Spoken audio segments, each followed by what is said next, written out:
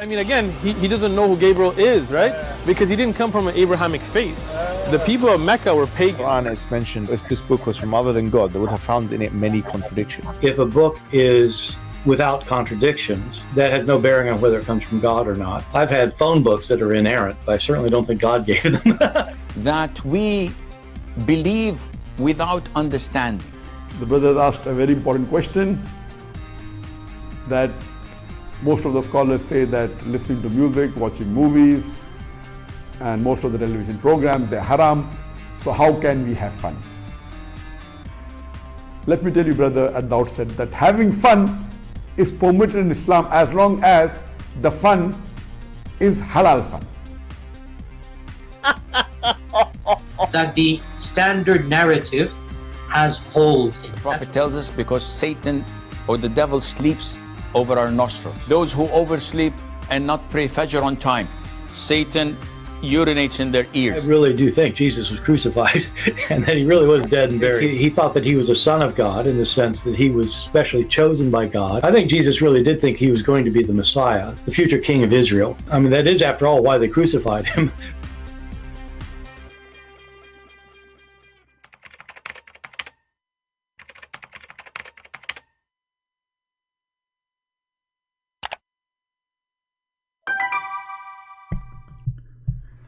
Hello everyone, and peace of Christ to all of you. Please invite your friends and let us have some good time together. As you see, today we are going to celebrate the marriage of Prophet Muhammad to Allah. 2 days ago, we asked a Muhammadan who is supposedly very knowledgeable, and he can tell about Islam. Maybe he's a big sheikh. When Allah, he will take a wife, he will take who? He said he will marry from Prophet Muhammad. Now, you know what? I have no doubt that this will be a fancy wedding day. When we see Allah getting married from Prophet Muhammad and they are going to the bedroom to make babies. I'm not sure how Muhammad is going to deliver his babies, where from, but you can figure it out yourself. Today we will open our Skype again and we will see if some Muhammadan can fix the damage is done by other Muhammadans. And you'll notice that when Muslims, they are like hit with tsunami, they go to the mute mode. And what is next? Oh, not this idiot, the other idiot. Here we go. Allah will take a partner. She is a female wife. Who is us?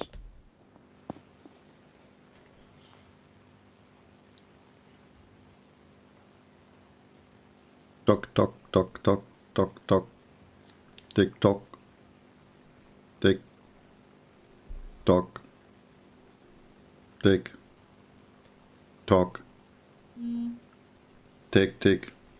Tock, tock. Taka, tak. Still we are waiting. Do you Muslim believe in the Trinity? No. Okay. Do Allah have a cousin? She's a female, she's pretty. Okay. So Allah will now take a wife and he will take us from us. He will take her from us.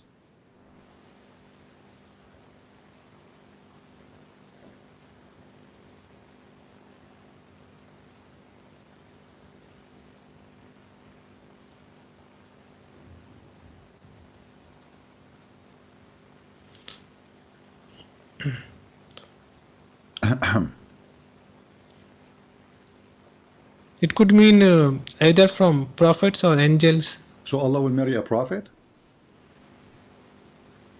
If So Allah will sleep with Muhammad.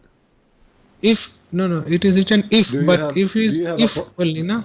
Who care about if? If actually make it more horrible, because now if it's mean possible. So if, Allah is if making, Allah is putting the condition. If I want to take her, I will take her from this between two bracket, correct?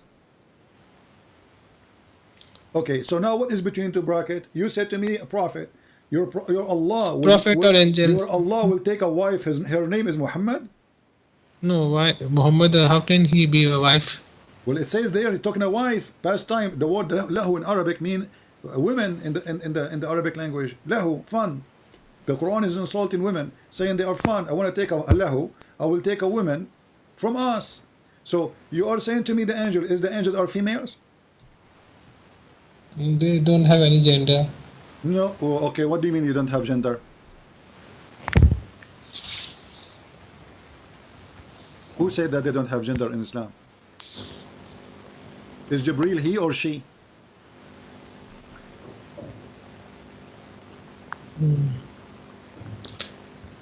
As far as I've heard, that angels do not have gender. Okay, what the Quran says, that the kuffar, they say that the kuffar claim that angels are, you know, females.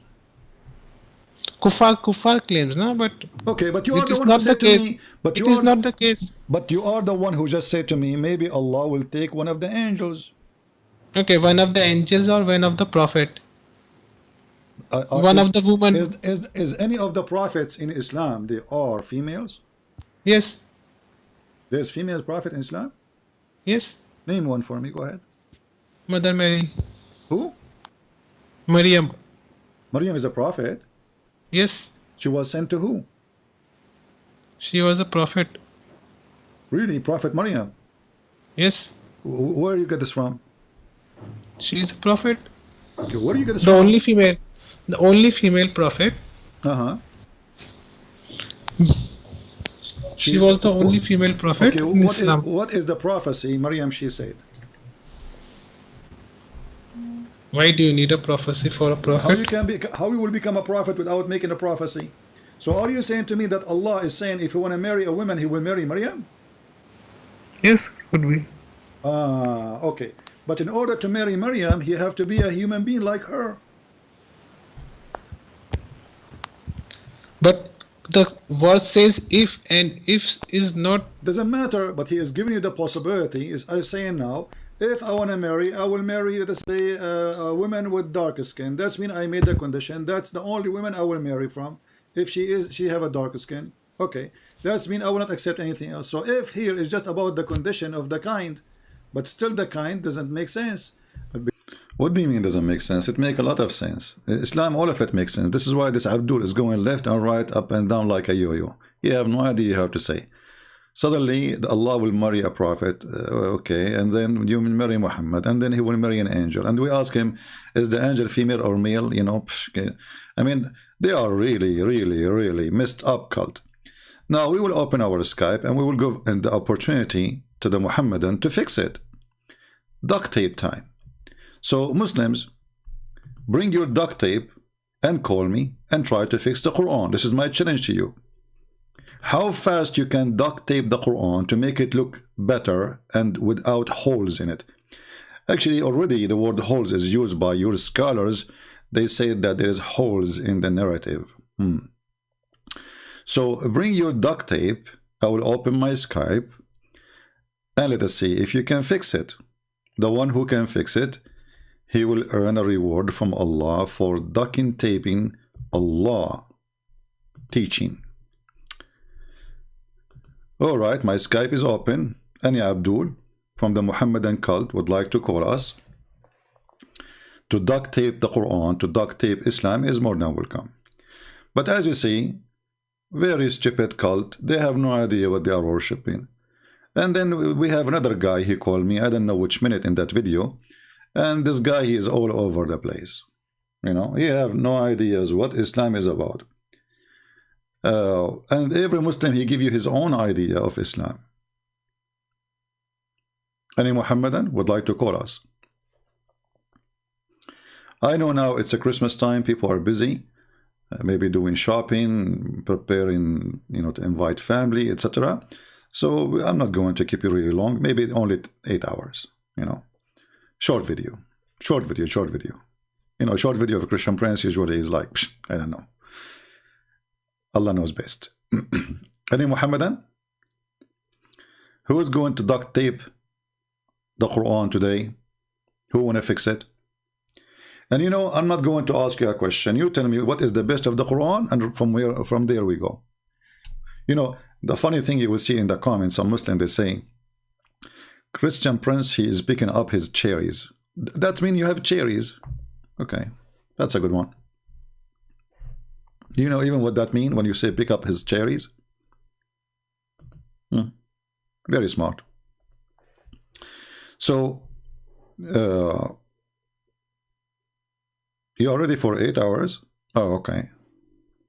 Okay, I will make it shorter than 9 hours. Do we have any Muhammadan would like to call us? You know? Mayday, mayday, mayday. Duct tape is needed. The Quran is really messed up. Name for me one thing in this stupid book. It's not extremely stupid. Not only stupid. And we ask the Muslims, who is Allah? They say, see, Allah is one. Like, who cares if he's one or two or three? Abdul, is that even a definition? Allah is one. Like, who cares? I have 10 fingers. Each one of them is not like the other one. Does that mean one of my fingers is your God? So what does that mean? You know, like, and he give you a finger up, like Allah is one. You know, finger. Why you use this finger? Why you don't use the middle finger? Isn't Muhammad? He says, I am like the middle finger. Allah is one. Okay, is that the definition for God? Who is this God, Allah? Who cares if he's one? Shaitan is one too.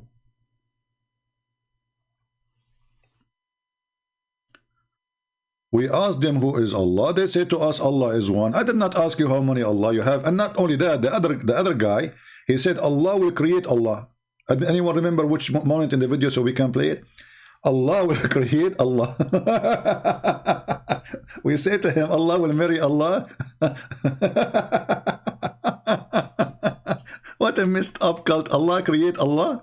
So Allah, you know, brother, decide to create Allah. And then he starts saying the F word to me at the end when they got busted. All right. Do we have any Abdul want to explain to us how Allah make Allah?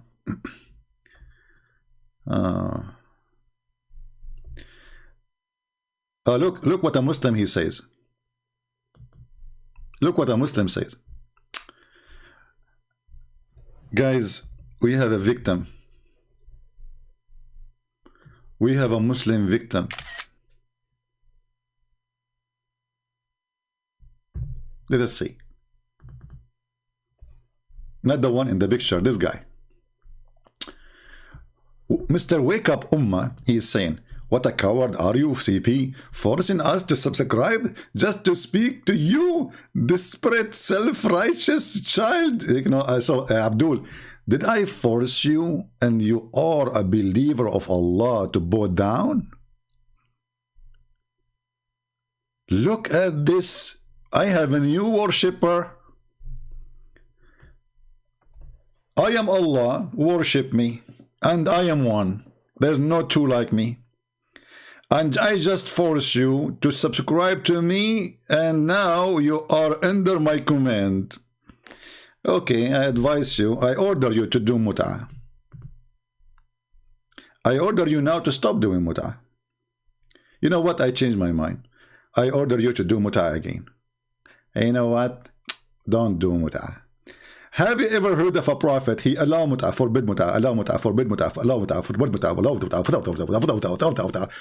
mut'ah. What's wrong with this God? And now you've been forced to subscribe to me? Are you going to accuse me of rape? Did something happen? What a victim you are. What a coward you are. You force us to subscribe to talk to you. You think, you know, at least I force you just to subscribe. You know, your prophet, you cannot talk to him without paying him. Look at the Quran. Look at the stupid Quran. Muhammad, he will not talk to Muhammadan unless they pay him first. Muhammad, he opened a clinic, sexual clinic, not spiritual. That's why women, they come to him. Prophet, I saw a water between my legs. Should I wash it? Look at the topic, man. Look at the consultation. Look at the noble man. Look at the noble women. A woman, she is coming to the door of the Prophet and telling him, hey, Prophet, yesterday I was doing chikabika and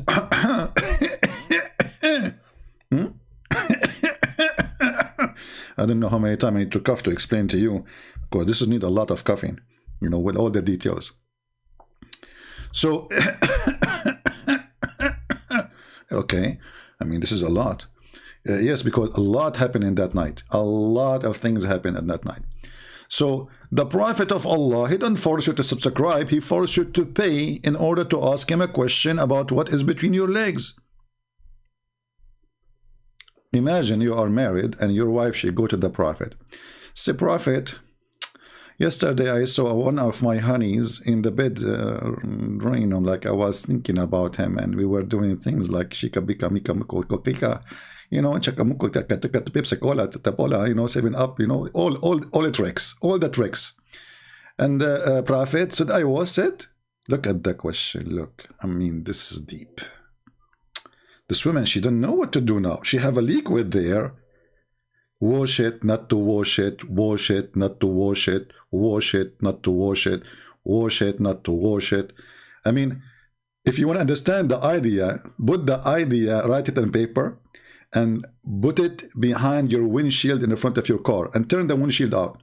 Like, wash it, not to wash it. Like, let me make it more understood for you, because most of you are not as smart like us Arab. You know, we are the best mason for all mankind, brother. We are the best in everything. Okay, wash it, not to wash it, wash it, not to wash it, wash it, not to wash it, wash it, not to wash it, wash it, not to wash it. And then suddenly in the middle of this wash it, not to wash it, bingo, she got an idea. Let me go to the Prophet Muhammad. He is so expert with vagina. This is a prophet of God. This is a religion. Wash it, not to wash it. And what is the wash it? We're talking about what? Washing what exactly? A vagina. Are you there, Mr. Ummah? Are you washing it now or not washing it? You see those Muhammadan, they read those things for centuries, but nobody notice how stupid is this. And not only this, you will see in the hadith a very, very, very, very, very stupid thing. I mean, things getting weird. The wife of Muhammad, she said to Muhammad, like, what the heck? Women get discharged? Salama, this is the wife of Muhammad, one of his, you know, smiled, like, he. And she said,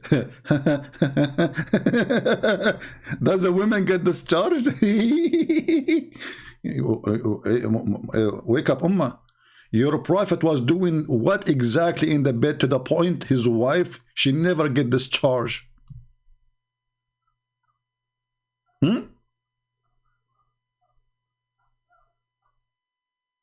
This is the prophet who Allah sent him a dish of shish kebab and he get the power of 40 men and boom boom. It turned to be that he cannot even make his wife come.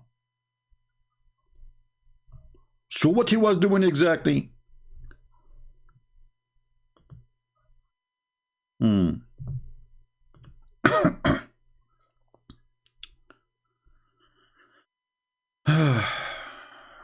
Okay, sound good.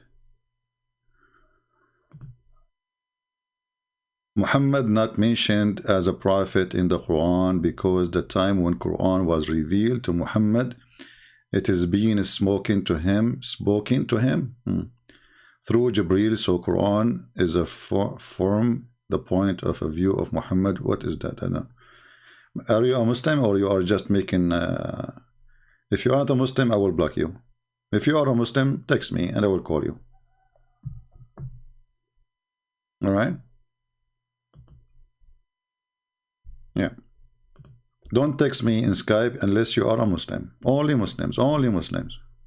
Only Muslims. I don't know how many times I need to repeat that.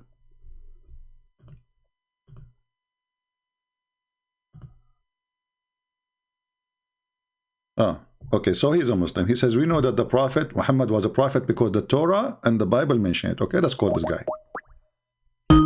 We got a fish.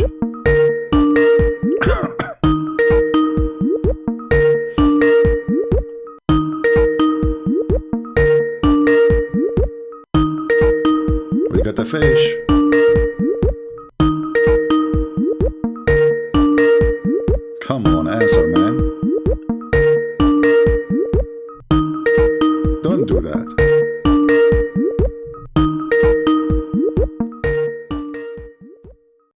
I mean, look how powerful the Abdul. They want to text me, but they will not answer my call. I'm going to mute the ring so it doesn't bother you. Yeah, he did not. Abdul is not available. Can you believe it? Look, look. It says Abdul is unavailable. His name is Abdul and he is not available. Give me 15 minutes. We know, look at this. Look how deep, brother. We know Muhammad is a prophet because the Bible and the Torah have mentioned it.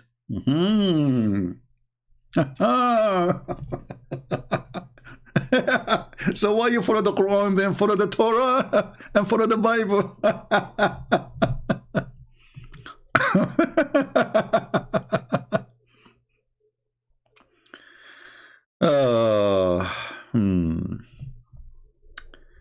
Let us see. Any Abdul? Anyone?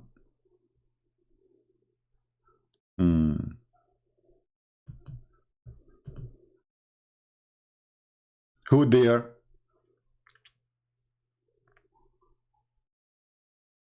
Is my voice coming good?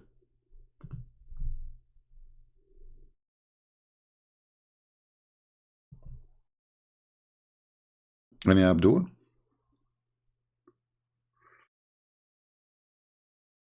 If Muhammad mentioned in the Bible, then you Muslims should follow the Bible, and there is no need for the Quran, and that will not make Muhammad a prophet no more, because that's it. This is the Bible, and the Bible is it's accurate. So who need the Quran? The book of Muta? Anyone?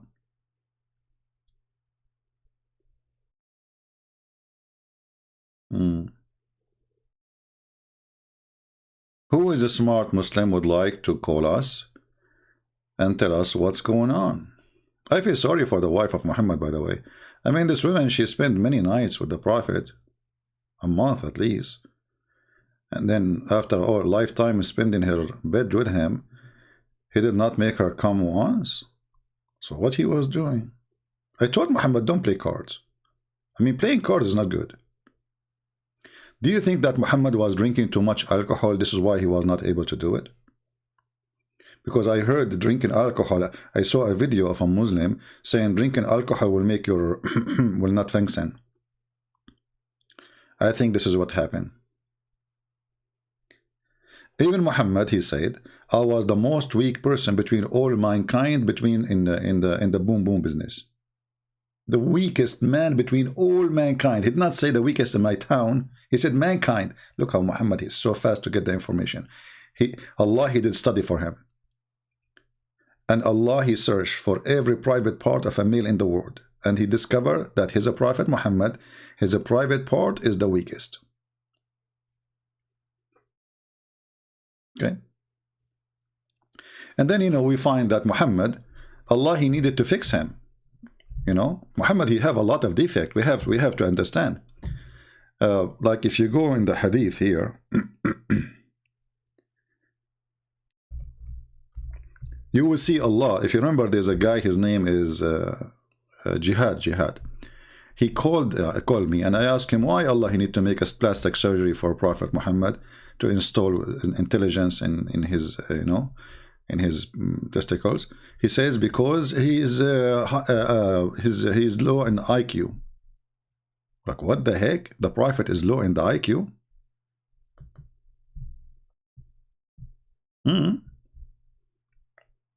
Have you ever heard of a God he sent to? And the funny is, the Muslim, they say to us, if Allah wants something to happen, he say B is going to be. Here we go. Look like the B of Allah is not working with Muhammad. Muhammad is so much damaged to the point he need to send surgeon. His name is Jibreel. By the way, Jibreel, this guy is good in everything. Do you notice that Jibreel is the one who bring the Quran? Jibreel is the one who take message from Muhammad. Jibreel is the one who fight black magic. Jibreel is the one who can cut your throat and clean your chest and your stomach, and he put it back. I mean this. And then Jibreel is the one who is the perfect to install wisdom and faith. Multi-skills. Look at this. So after Jibreel, he took all the material inside out of the chest of Muhammad. You know, here when I see the word material, I was wondering, like, what will be inside the chest of Muhammad? Suicide belt, maybe no. I mean, he did silhouette, no way. TNT, C4. I mean, what is inside the chest of Muhammad? And then he take it out and he washed what? Abodo. Is that Abdul? He would have Abdul inside. No, abdomen. This is many men, they are Abdu. Oh, okay. So all the Abdu men, they were inside the Prophet, and he took them and he washed him with the water of Zamzam. Notice, he cannot wash it with 7-Up. No way. It have to be Zam, two Zam, like Zam square. Then he water with his own hands. He cannot use like, you know, like a laundry machine or no way, it's so dirty. So you have to use his hands. So the angel of Allah, his hands get dirty. He put like a container, he put Muhammad belly, stomach, testicles, everything there, and you know, he cleaned it till he cleansed the inside of his body. Man, that's a lot of work. I am guessing that he put even Muhammad inside the container because he is working in the body inside. And then a golden tray containing a gold bowl. Look, everything is made from gold there. Allah don't like, I mean, come on, gold. Golden tray. Yeah, I mean, what do you expect? What do you expect? Allah will send a what? Like a tray made in China? No way. This is a Prophet Muhammad, brother. So, tray containing a gold bowl full of belief and wisdom was brought, and then Jibreel stuffed his chest and his throat blood vessels with it. That's deep. That's really deep. If you don't believe in Allah, it's time to accept Allah as the only one who can stuff your chest with knowledge and faith. You know, there is no other religion, by the way, in the world, including all cults. They believe that faith and intelligence come in dishes. Not even Mickey Mouse. Allah, He brought a dish of faith. You know, I will tell you a secret. Sometimes people, they say to me, you are smart, including Muslims. But I did not tell you. I buy intelligence from eBay. I eat a dish, an average of a dish a day. It's costly, by the way, it's costly. I mean, you have to spend good money for it. A dish of faith. Even faith is coming in dishes in the cult of Muhammad.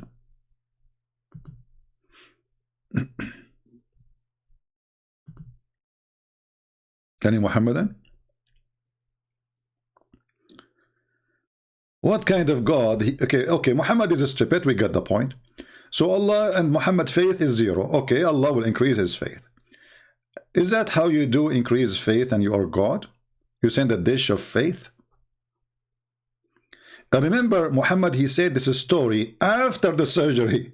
So now after he became smarter, way smarter. So Muhammad before the surgery was so dumb. And Muhammad after the surgery is still so dumb.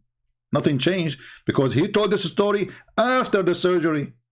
So after they fix his intelligence, he is still so stupid to mention such a story.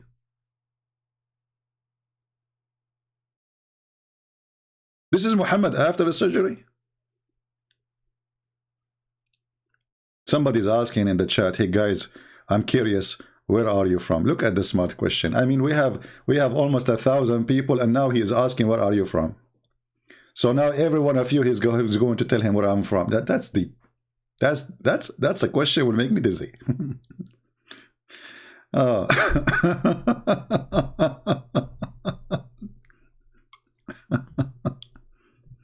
Hey guys, where are you from?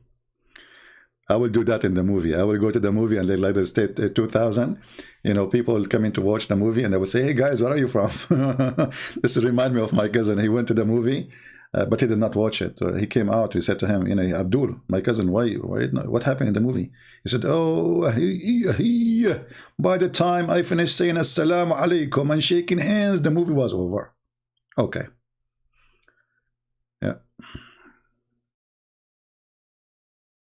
Do we have any Abdul? Do we have any Abdul?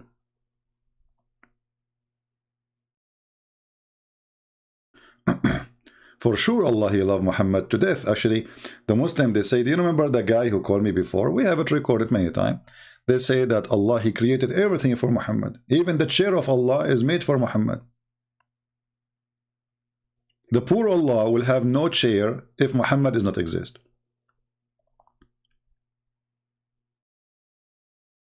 Any Abdul?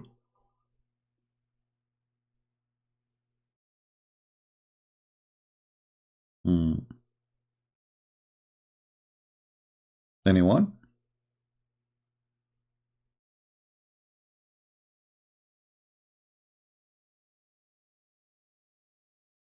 Any Muslim?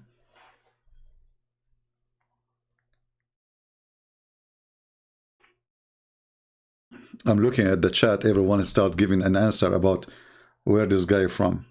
Yeah, smart people. Who is a Muslim would like to call us? I believe Allah Himself will convert to Christianity if He debate Christian prince. No, my friend, Allah does not exist to convert or not to convert. Allah is just a fiction. This is a God exists before Islam, and Muhammad, he just hijacked everything. Muhammad, he hijacked, you know, Hindu, Sabian, Christianity, Judaism, anything, you know, anything in his way, you know. Yeah, even Alexander the Great, he became a prophet in Islam. Even Alexander the Great, he have a section in the Quran. You know, who is the one who gave Alexander the Great wisdom? Allah. Who is the one who stopped Gog and Magog to come and conquer the earth? Alexander the Great. Who is the one who sponsored that idea? Allah.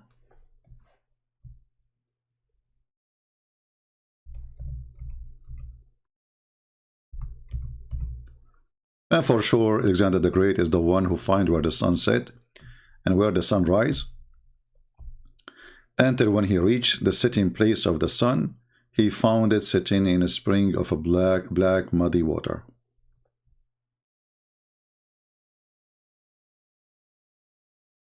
Any Abdul? And by the way, the racist Muhammad, he taught his people that the people of Gog and Magog, which they are not a human, they are kind of evil, supposedly, or even the one who believe that they are a human. He taught them that they are Asian, in case you do not know, and they claim that the Turk is one of the tribe of Gog and Magog. The reason Allah did not put a wall in the front of the Turk, because at that time they were not a threat. At that time.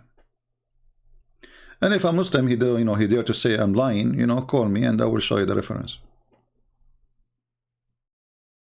Anyone?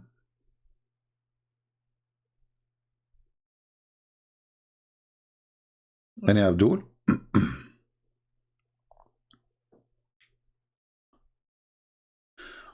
What is your opinion about the theory that Muhammad never been exist?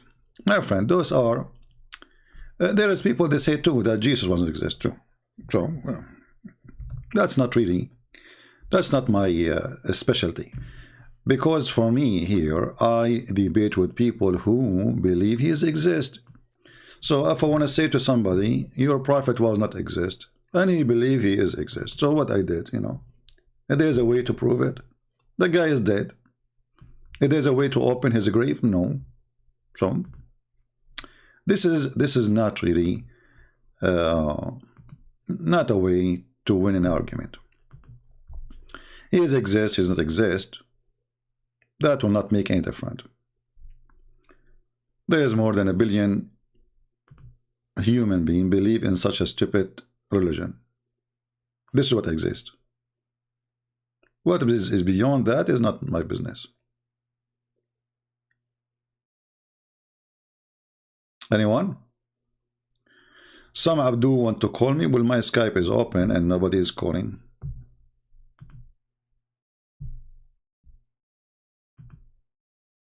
No one is calling.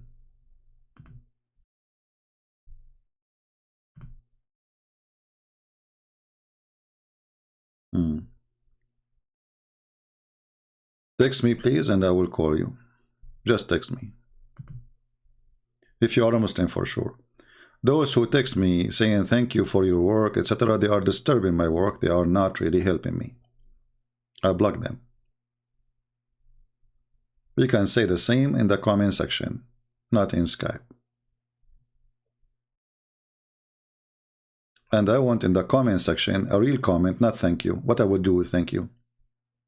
What is the point? So we stay here for hours to say to me thank you? Say something. After all what you heard, Muslim calling us, Muslim saying things. What do you think about what they said? So this thank you is just you know, like somebody you know, like walking by, he is shy to say nothing, so he say thank you. I don't want it. Do we have any Abdul?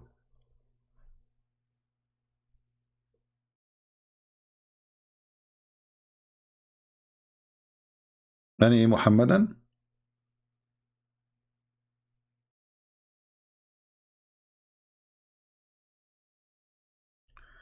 Third world countries are suppressed, but you know, suppression can happen everywhere. If you have a dictator, if you have a regime when in force, like now in America, we have socialists trying to take over, right?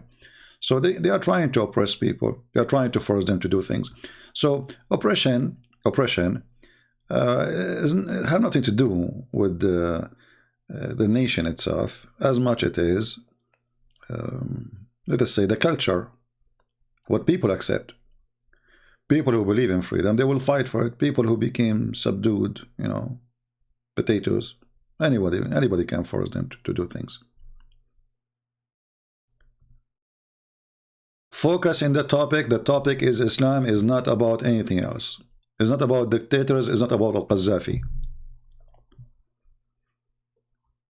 Al-Qaddafi is just taking advantage of a stupid culture he have, you know, tribal, you know, the big tribe take over the little ones, and you know, he start paying money for those who support him, and he stay, and the same, the rest, all of them is the same, you know, that have nothing to do with religion and God. And you know, Muhammad is our topic, not a dictator. Or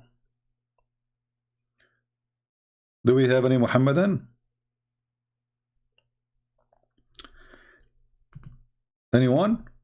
Who is a Muhammadan can duct tape the Quran?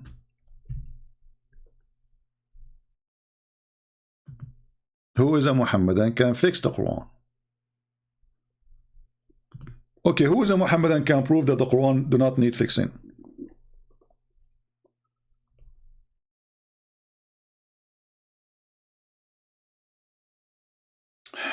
Can you describe the brothers in Islam? I do not need to describe it. Allah, He describe it. By the way, I don't want to forget to mention that we will have our channel, which is going to study the Bible tomorrow. Tomorrow, we will start our first episode, studying the Bible. So if you like to join us, but there, we will not allow anyone to speak about Islam. Nothing, zero. It have to be very clean language. Anyone who posts something in the chat is not right. This is Bible channel. We will block you immediately. It doesn't matter who you are. There's no debate, because debating will bring me to, if a Muslim call me to debate, then I will mention muta, and I will mention etc., and then I will mention etc., and then we'll find we, instead of having a Bible study, we end having again a filthy study. You want to debate me? Here we go. I'm here.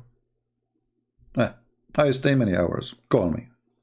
There, no debate.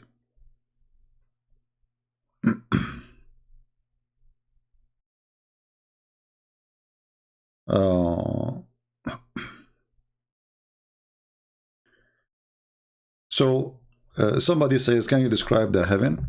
There's many videos actually in YouTube. They describe the heaven of Allah, or paradise, what they call paradise.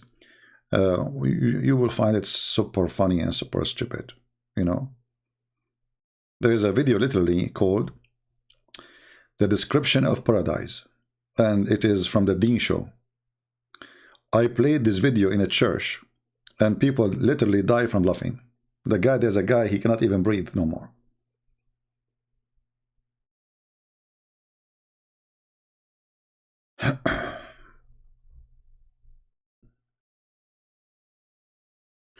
My friend, Muslims, you see, I don't blame Muslims if they support their cult with lies.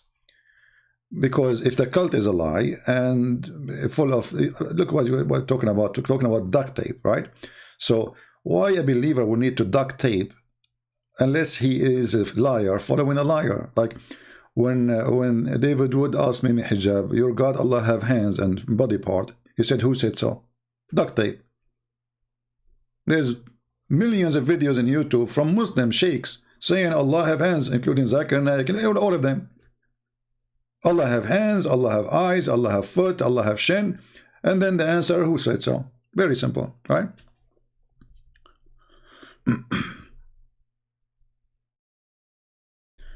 Could you please tell us about Islamic eschatology?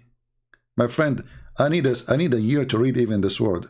I'm an Arab, and uneducated, like Prophet Muhammad, peace be upon him, and now you are asking me to read this word. Hold on. Hold on. It's coming.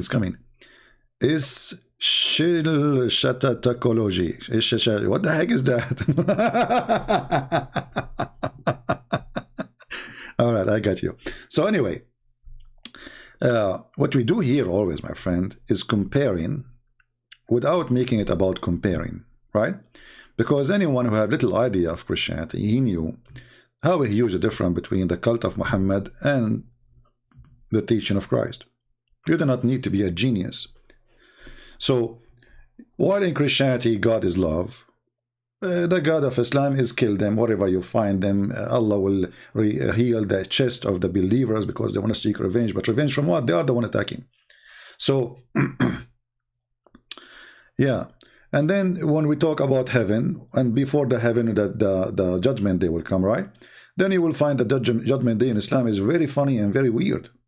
You know, I mean, the ideas, Muslims themselves are confused. They don't know anything about the judgment day.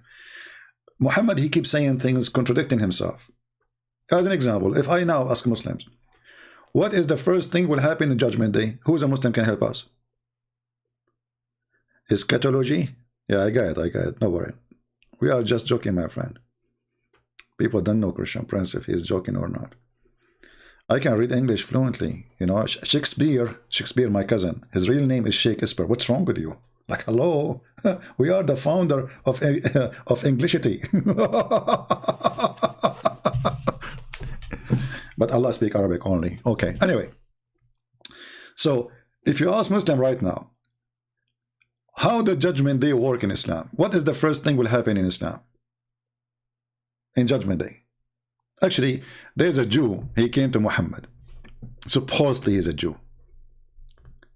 And he asked Muhammad, I will ask you a question which no one knows. 3 questions. And look, they have to be 3. They can't be 4. No, Trinity. They have to be 4. No. 3. They have it to be 3. I will ask you a question which nobody knows except a prophet.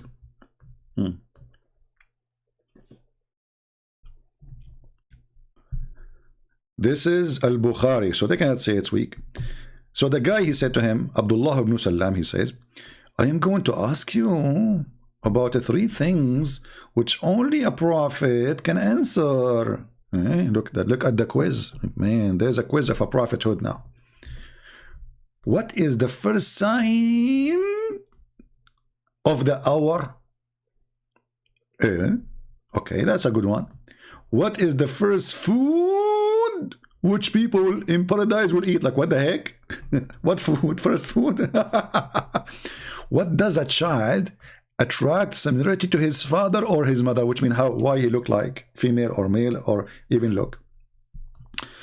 The Prophet replied, Jibreel has just now informed me that Ibn Salam, he says, Jibreel, the enemy of the Jews. Jibreel is the enemy of the Jews, Muslims.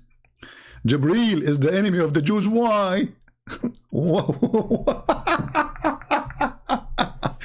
Jibreel is the enemy of the... Look, Jibreel, the enemy of the Jews? That's deep. That's alone in the story. Jibreel, the enemy of the Jews among the angels? The Prophet says, as for the first sign of the hour, it will be a fire that will collect the people from the east to the west. So guys, what is the first sign? What is the first sign? A fire will collect people from the east to the west. Okay. What about north and south? No. Go to the hadith.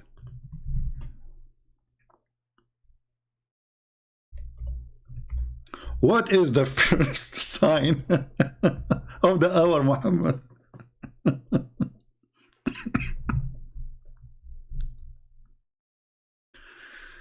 Let us see.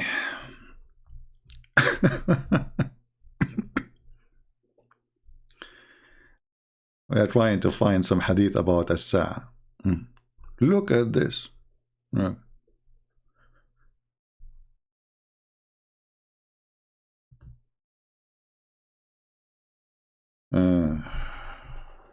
Remember, this is the first sign of the hour. The first sign. The other question was, what is the first sign? Look what Muhammad says here. Allah Messenger says, the hour will not be established till the sun rise from the west.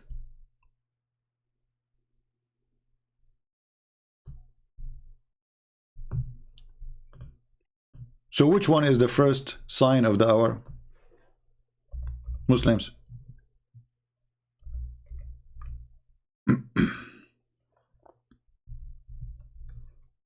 Any Abdul, can you help us? Different hadith. Muhammad, he changed his mind. As usual.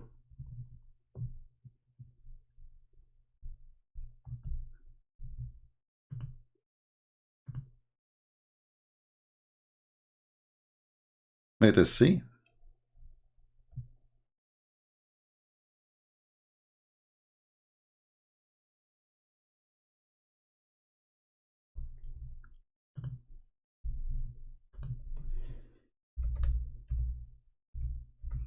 Until now, notice nobody wanna call to help Allah.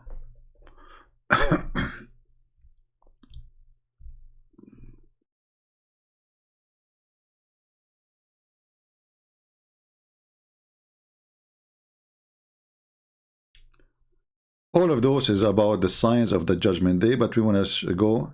I think there's a Muslim trying to call. Let us see. Let us take a Muslim.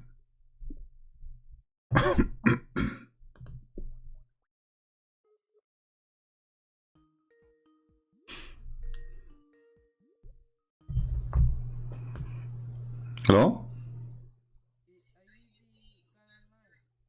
What? You are what?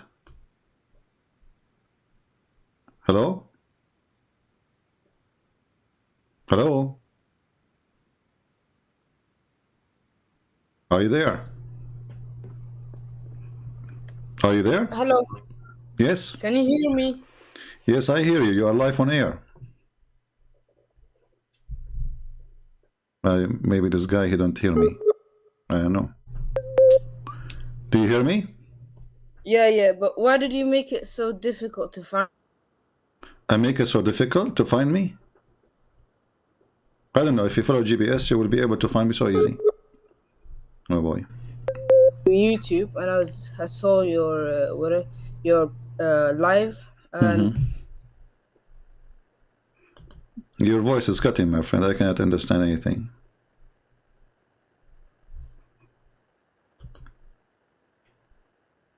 Hello?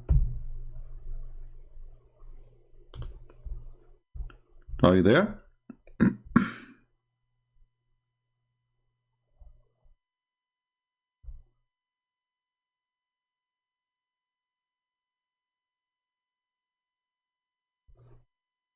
Okay.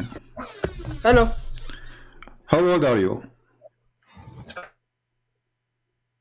Are you old enough to talk to me, or you are just too young? Okay, well, this internet is horrible. I cannot really keep a conversation. And he sounds like a kid anyway, I don't know.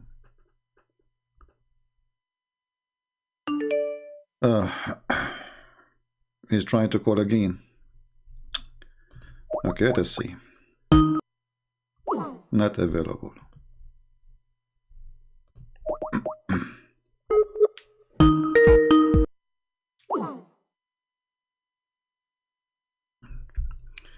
All right, well, I'm trying to give a chance to everybody, but as you see, one of the false promises of Muhammad about the judgment day, that the Gog and Magog and the false the Dajjal, and those both of them, they will exist in his time. Muhammad in his time, he claimed that the Gog of Magog people or creatures, they open little hole in the wall to come, and he was scared. So supposedly they are coming in his time and nothing happened. And then about Ad-Dajjal, you know the story of Al-Jassasa, where supposedly Muhammad told the people about a group of Muslims. They went to an island and they found the Antichrist there. You know, this guy keep calling me. Let us call him.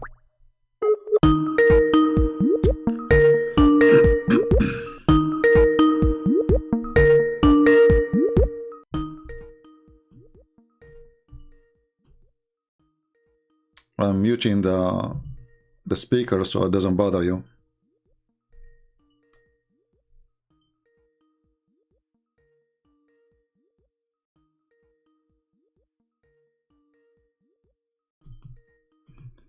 Okay, that's not working. We're wasting time. If any Muslim would like to call us, please feel free. So one of the lies of Muhammad, that the Dajjal will be from the signs of the judgment, the hour, the judgment day. And this Dajjal is the Antichrist, is the false Messiah. But in the same time, he claimed that this man, he was existing his time, and he was in an island, and he was chained. And he is coming very soon. And this guy, he keep calling me. Okay, let us give him a chance. I mean, I don't know. I called him many times, still it's not working. He's asking me, do you want to debate? No. Hello? Yeah, I hear you now. Go ahead. How old are you, my friend? Are you old enough or you are too young? How old? Are you like a grown man or you're what?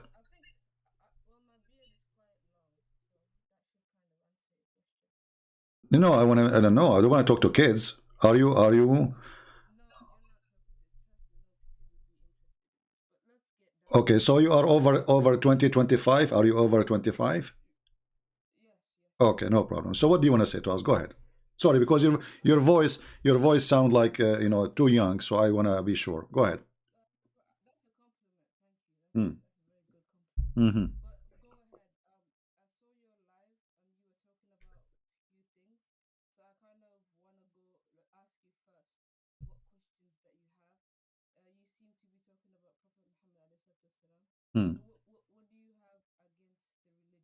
Well, I don't know. You just said to me, you just said to me he's a prophet. Okay, when somebody is a prophet, he have to have a prophecy. Okay, I have the Quran in front of me. Show me the prophecies of your prophet.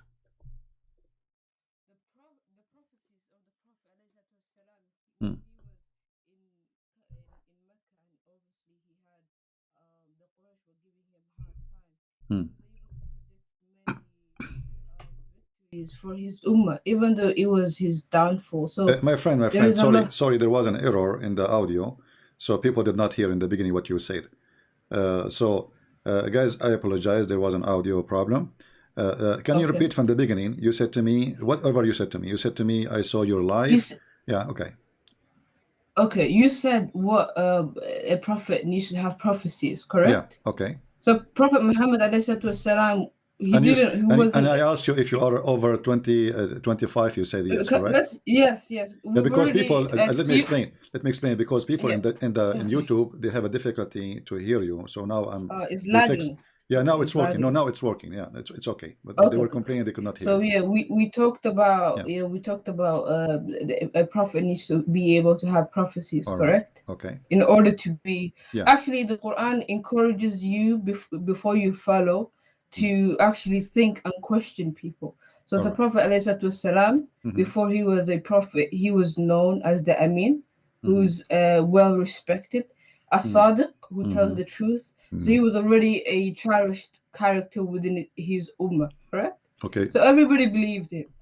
Let me ask you then. You said that the prophet is known to be Amin. What Amin mean? Amin means someone who is worthy of trust, someone who is you can trust with your properties, someone who won't backstab you. All right. What do you think? I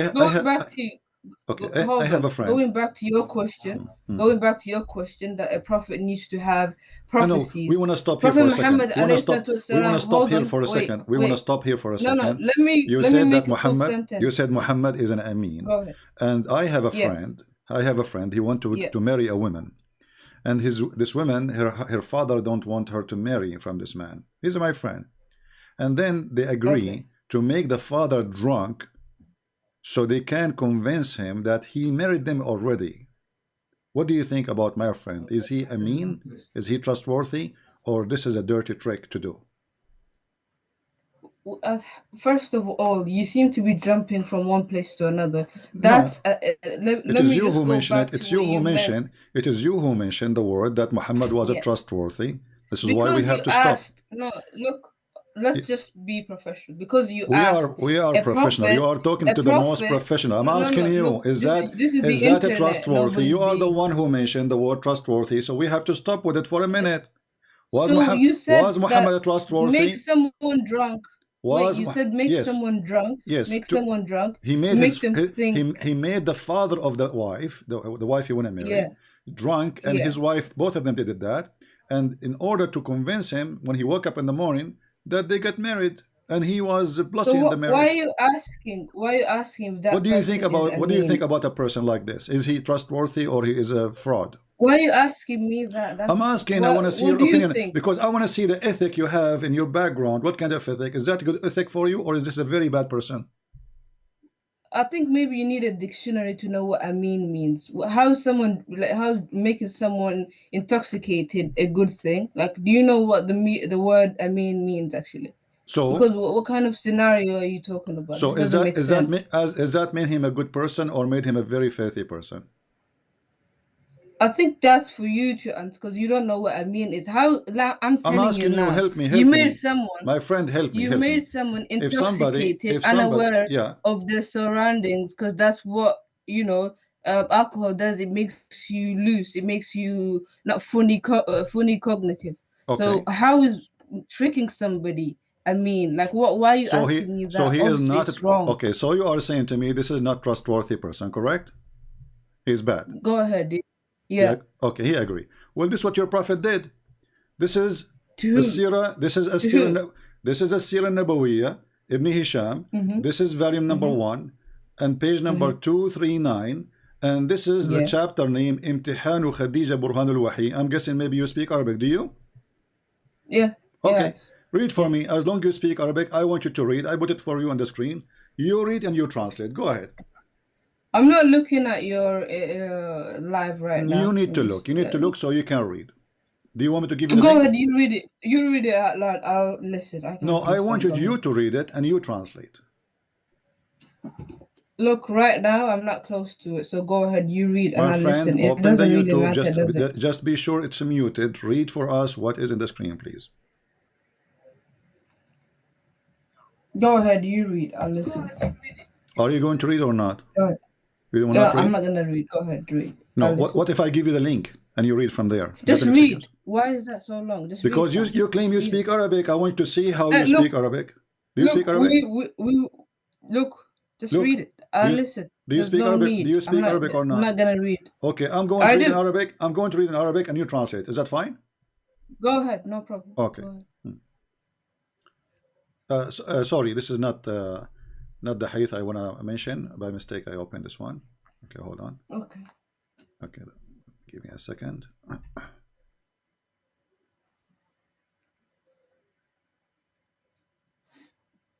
Khadija. She made her father drunk in order to marry from Muhammad. And Muhammad, he have no problem with that. Let us see. And I will open a trustworthy source.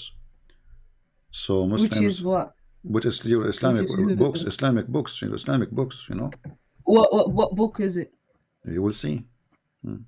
No, tell me, what book is it? You will see. Tell us the source and everything. Sure, I will show you. Always I show the source. We will never mention something without the source. Good to know. Okay. A reliable source as well. Sure, it have to be. Yeah. Okay.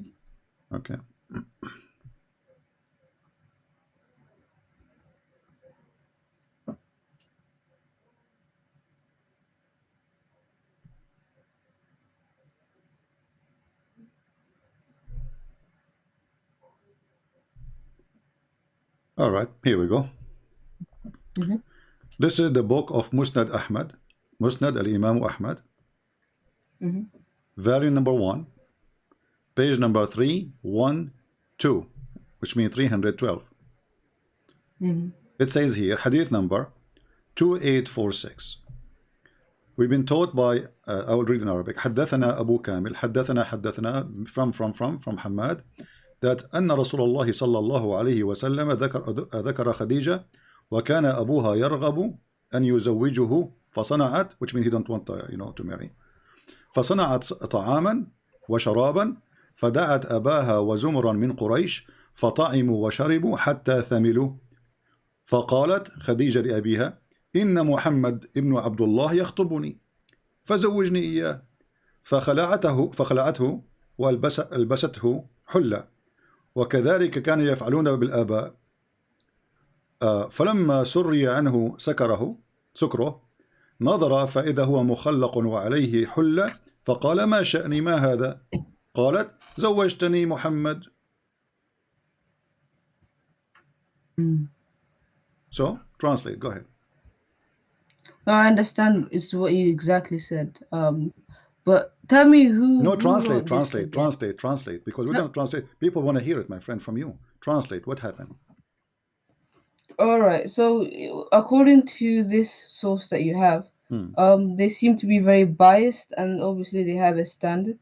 The way they're narrating it is not that of a person who's actually narrating the story. What the way they narrate? They're being biased. It's a narrating, no normal. Now suddenly the way. Look, what the way?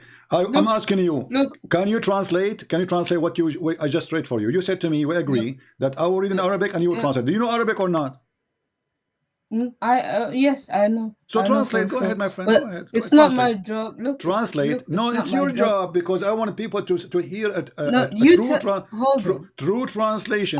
Maybe I'm lying. Maybe this is Christian Prince. He is not saying what it is there. So we agreed. First you refused to look at it. Secondly, you refused to have the link. And now you don't want to translate. Why not? Why are you so stressed? You need to calm down first of all. My friend, tell me who wrote this. This person we are not a bunch of kids. I ask you, are you over the age of 25? You said yes. You are a grown man.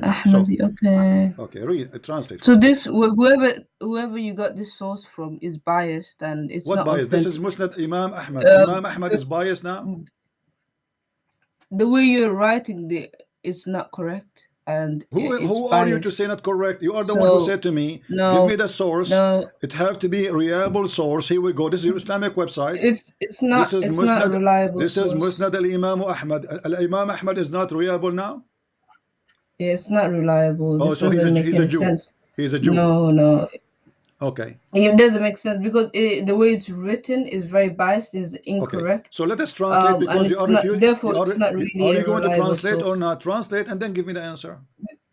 These are your views. You can go ahead and translate. What my view? What view? I did not say any view. I did not say any view. I'm asking you your view. No, this is not valid. I'm asking you your view. Valid. Who are you to say it's valid or not?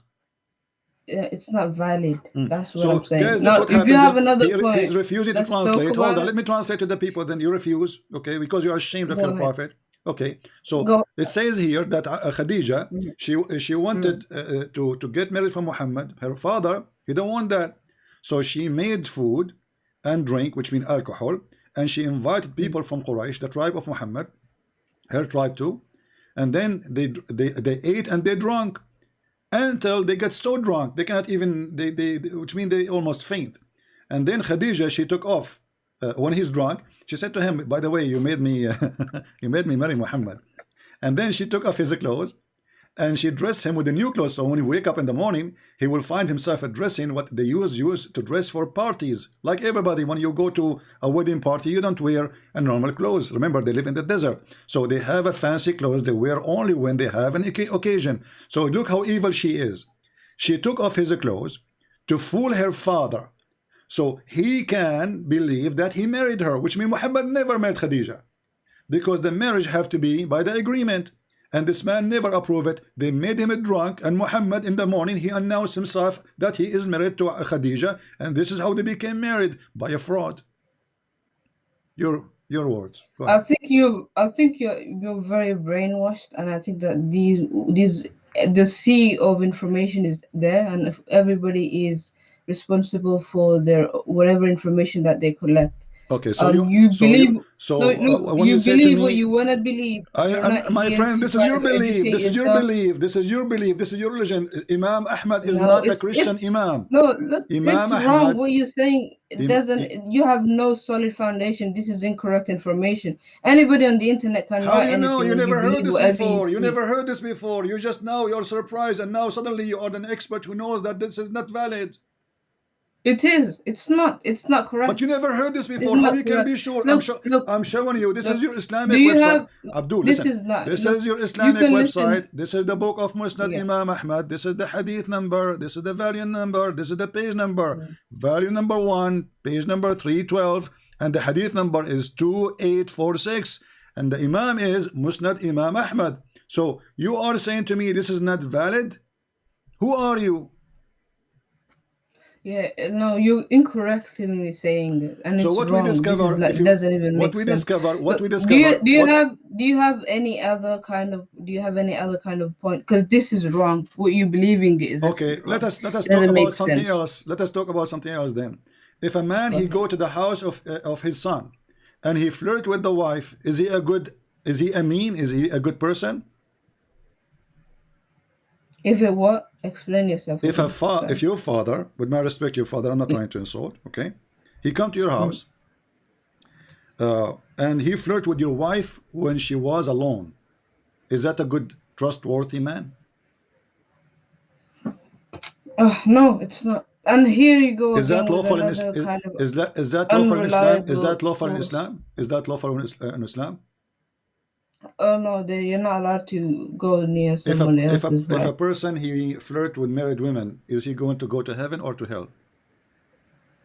He's going to be judged. He's going to be judged, so he's not a good person, right? Yeah. Okay. Well, this is exactly what your prophet did.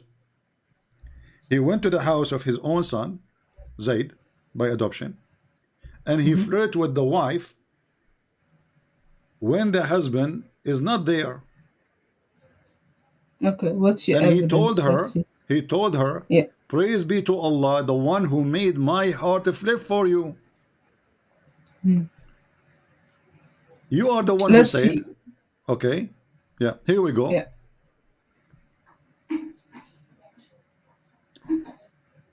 نكاح النبي بزينب بنت جحش It says here, and we can show you from other sources too.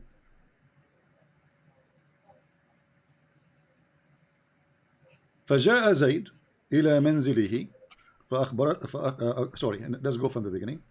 جاء رسول الله صلى الله عليه وسلم بيت زيد بن حارثة يطلبه وكان زيد إنما يقال له زيد بن محمد. So Muhammad, he came to the house of Zayd, which is his adopted son, and he used to be called the son of Muhammad. فربما فقده رسول الله. So he wanted to check on him. He go to him. He said, where is Zayd? He went to the house of Zayd. So he went to his house. فجاء منزله يطلبه فلم يجده فتقوم إليه زينب فتقول له هنا يا رسول الله. So Muhammad, when he saw her, he said to her, سبحان الله العظيم سبحان الله مصرف القلوب.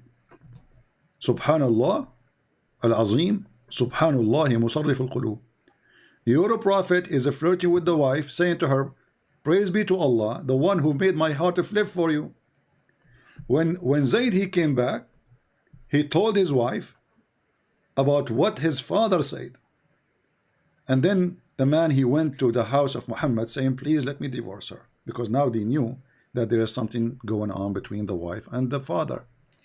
You know, this sounds like a bedtime story, because you keep making up all of these stories and there is no point of debating if somebody believes something that doesn't exist. Is that your book, or this is my book? You just said this is bedtime story. Yeah, because this sounds, what you're reading sounds like a bedtime story. You have no authentic narration. It's just you just highlighting things on the internet. This doesn't even make any sense. Show me an authentic. Show me in the Quran or a hadith. Okay, so this is somebody said. Okay, so look like yeah. Anything I will show you is not authentic. Yes. Because it's fairy tale. What you're reading is fairy tale. Like, do you want me to clap? Okay, can you give me names of some scholars you agree that they are trustworthy? All the main ones, yeah. Like who? Like who? Give me some names. But let's go with the Quran and. No, give me some names, because I don't know what to do. Whatever I give you, you say it's not trustworthy. So give me some names, like what? Al-Jalalain, Al-Qurtubi, Al-Tabari. Who is the trustworthy for you Muslims? I want to know. I want to go down to your basics. Now tell me anything. Who is a trustworthy for you as a Muslim? Who is a trustworthy for you as a Muslim? Let's go with the Quran and the Hadith. Okay, hold on. So why you don't want to tell me the names of the trustworthy books for you? Is Jalalain trustworthy? Is Jalalain trustworthy? No. Is Ibn Kathir trustworthy? Is Al-Qurtubi trustworthy, or they are not? Why are you running away from the Quran? We are not. You go with the Quran. We are not. You are saying to me trustworthy. Go ahead. So no, are you a Quran only? Are you a Quran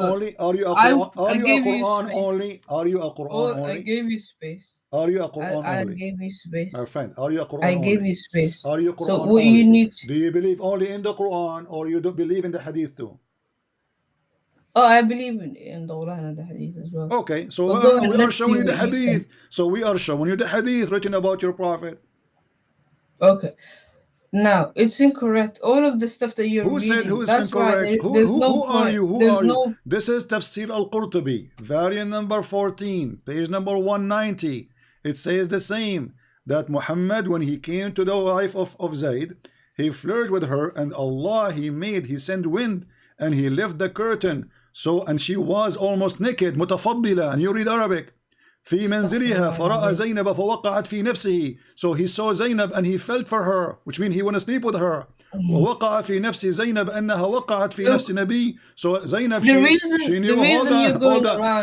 So you are saying to me, Al-Qurtubi, who is a big scholar in Islam, is lying about your Prophet. Look, you're running around not talking about the actual Quran, which you can't find any mistake. This is the interpretation of the Quran. This is the interpretation of the Quran. This is the interpretation of the Quran. Yeah. Interpretation of the Quran. Okay, but they are telling the story behind the verse.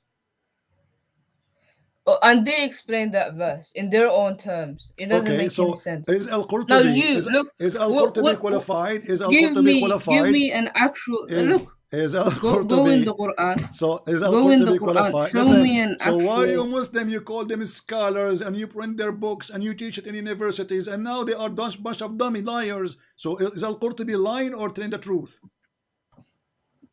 Go on the Quran. There's no point debating, honestly. Go on the Quran. Yeah. And let's talk So about now that. you don't want to read your books. Now you deny all your books. Anything I will show you, you don't accept. The stuff that you're showing doesn't make any sense. We don't need Doesn't to go make sense to over who? It makes sense to all Muslims. This is Al-Qurtubi. Who are you? No, it doesn't. Are The you- stuff that you're saying is literally on the internet. You just highlight. We talked about this before. You're avoiding the big topic, which is the Quran. If you want to talk about the Quran, you're more than welcome to. Get me verses from the Quran. So and don't let's lie talk to about me. that. Don't lie And and let's say. talk about the hadith. So don't lie Because and these say that books- Muhammad these was a books- trustworthy. These books I these stop books here. Remember, I that stopped you're here. bringing don't I make any stopped here sense. because you said Muhammad is trustworthy. So you lied to us. He's not. Nobody's lying. What you're reading is incorrect. You can't false Okay, accuse I want somebody. you to fix it. Is it incorrect or it's a lie? Sorry, what? Is it incorrect or it's a lie? About what? About Muhammad flirting with the wife of his son. It's incorrect. It's What does that mean? incorrect. Is it a lie? Is it a lie you or can't- no? It's a lie. It's a lie. So why you It's a Muslim lie, print yeah. that? Why you Muslim write such a thing in your books? Those are your scholars. Why they are writing those? Look, we talked about this. This isn't right. What do you mean? Because it's shameful. The sources Okay, are now not let us go to the reliable. Quran. This isn't in Are the you going Quran now? or in the Hadith. Are you going now to accept This the Quran isn't or in the not? Quran Let us or go in to the the- Quran. No, or it's in in the the Quran too. Hadith. It's in the Quran too. Read with me. Show me where- show me. Chapter where it is. 33. Chapter 33 in the Quran. Bring it up. Bring it Muhammad up and read it. Zayd, he go back after he heard that his wife been flirted Look, with look, the look. father. Hey, listen. Look, go on the Quran. Show me the exact verse. Read it out loud. Let's Chapter talk about 33, verse number 37. Go and read it. that. Read it. You read I'll it. listen read it. to you. Go ahead. Read it. I'm losing my voice. You read it for me. Can't you tell? I'm shouting. You read it. No, Go ahead. you My like. friend, you are the you like to Muslim. What's wrong with you? Go Do I ahead. have to read everything for you? Read at least. Are you wasting the opportunity to read to the kuffar the Quran? I'm giving you the honor to read Read the it. book. No, read it. Maybe you get hidayah. I'm going to from it. hang up Allah on you hidayah if from you it. don't Go ahead. read it. My friend, I'm losing my voice. Read it for us. What's wrong with you? You will not read anything. You like to talk a lot, so I'll give you the stage. Go ahead. No, it's Read your it, and prophet I'll who like to listen. talk a lot. Here we go. The man, he came to the prophet and says to him, please let me divorce my wife. Muhammad said to him, oh no, don't divorce her. So Allah, he says to him, why you are hiding what is in your heart to her? Look, read the ayah. Just read it. I gave Be you the quiet and ayah. just read. I gave you the ayah. You read it and everybody will laugh. Chapter 33, verse number 37. Your God Allah is supporting a man who is flirting with the wife of his son. And he's saying to him, why you lie? Why you lie? You don't tell the man that you want this woman. Why you don't tell him what is in your heart for her? The verse in the front of you.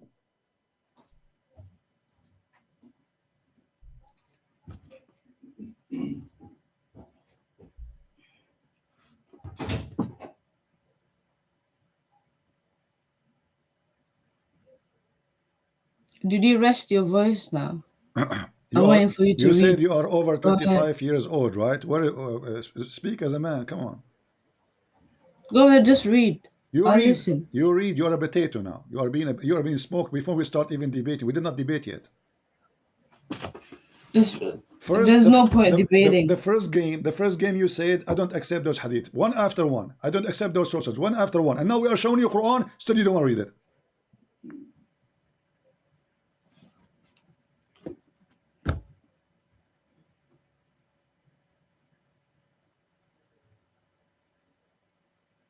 What kind of a growing man you are? Ashamed of reading his own Quran. Hello. Yeah. Prove to me that you are a growing man. And read. What? Read.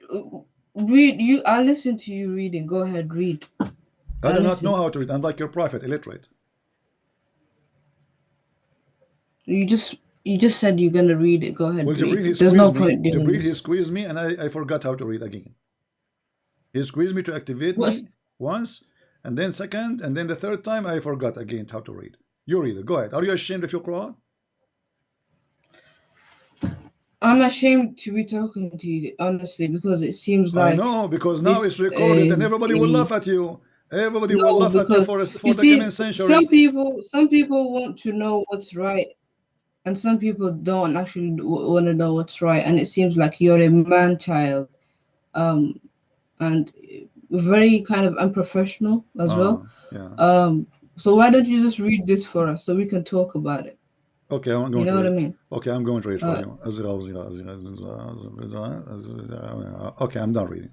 It's your answer now. See, Chapter 33, verse number 37. Exactly. This is what I'm talking about. Yeah, I'm It's professional. not worth talking to you, honestly. Yeah, and you are a potato. I am. And you are a potato. Oh, what you need to do, open in your phone, open chapter 33, verse number 37, and read for us. You asked me for Quran, I'm giving you Quran. Read it. But you're talking like a 5-year-old, Read honestly. it. Read it. Be a man. Be a man once in your lifetime. Stop washing dishes to your wife. I heard her behind you laughing at you. There's no point. There's no point arguing with you. There's no point, exactly. Yeah, but you cannot answer.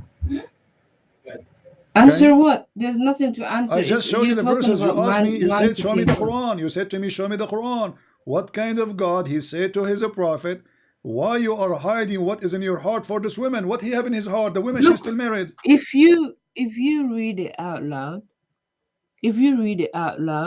we will talk about it. So Go ahead, read it out loud. You are 30 years old and you don't dare to read your Quran. Who said I don't dare to read my own Quran? Then read it. Why would I be here if I don't? So read it. I'll wait for you to read it. Go ahead. So it turned to be from the beginning when you said to us our prophet is a trustworthy. He's a scumbag. What kind of a man? Even in Al-Qurtubi says, if the eyes of the prophet fall in a woman, she is married, her husband must divorce her so the prophet can F her. This is the trustworthy. All right, so there is really no point talking to you. There's no point. Hang up, go, run. You're talking about potatoes. Run, put your tail between your legs and run. Who cares? Hang up. Either you read. You asked me to show you the Quran. I'm showing you the Quran. No, I think that some people. What is in the heart of Muhammad? It says here, you hide what is in the heart of you. What is in the heart of Muhammad? The man, he came to Muhammad saying, I want to divorce my wife. Muhammad said to him, don't divorce your wife. Look at the coward. A second ago, he was flirting with the wife, sorry. And now he is saying to the man, because now he getting busted, embarrassment. Don't divorce your wife, okay? Don't keep your wife. So Allah, he made a verse for him supposedly. Obviously, Muhammad making that. So Muhammad, after the guy, he left. He said to himself, why he did that? I want the woman. So he made a verse claiming that Allah told him, why? Why, Muhammad? Why you hide what is in your heart for that woman? Huh? Allah manifest for you that you are going to sleep with her. Take her. She is yours. But the woman, she is married. Yeah, there's no point arguing with your kind. There is no point. There is no point. Yeah, see, there is no point. Very immature. So you lied to us about your prophet being trustworthy. He is not a trustworthy. He's a scumbag. And you cannot defend that. No, I think you're the scumbag. Well, you have to prove it. I never go to my house son and flirt with the wife. You do? Who knows? I never. Who knows? Yeah, maybe. I don't have a son anyway. I don't go to my friend's house and flirt with his wife. Glad that you don't. I'm very glad. Yeah, so I'm all right. No, don't worry. I'm going to have 20 There's no kids point. soon. I'm going to have 20. I'm going to have 99 kids soon. I will do the same as Solomon. He had sex with you. Abdul Potato. Go. I wasted my time. Next time, let your dad call me. 30 years old. What a potato you are, coward. So don't lie to us, Muslim, and say Muhammad was trustworthy. Even his marriage is a fraud. What kind of a man he agree to use alcohol to make the father of the wife drunk? And how you can quote even a wife? She's not his wife, because there's no marriage. In the morning he wake up, he find them together. He says, what's happening here? They said, don't you know you married me yesterday to him? And this is written by your scholars.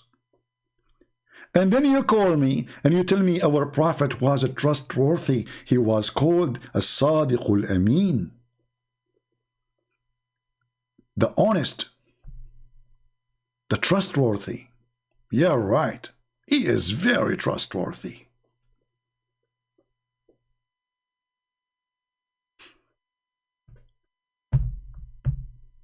Any Abdul? Actually, he have a name of a female. I don't know. This is female or male. Maybe he's using a female account. I'm not sure. So what happened to this Muslim? He got shocked with the lies they told him about Muhammad, the amazing guy, and then he found that as a prophet, he cannot be trusted to enter his house. Can we even trust Muhammad to be with a child? When Muhammad he go after Jabir, and he said to Jabir, why you are in rush, Jabir? Jabir, he says, I'm newly married. Muhammad, he says, did you marry a child so you can play with her and she play with you? Jabir, he said, oh no, I I did marry a widow. Muhammad, he said to him, why you don't marry a little child so you can sport with her? She make you laugh. She will amuse you.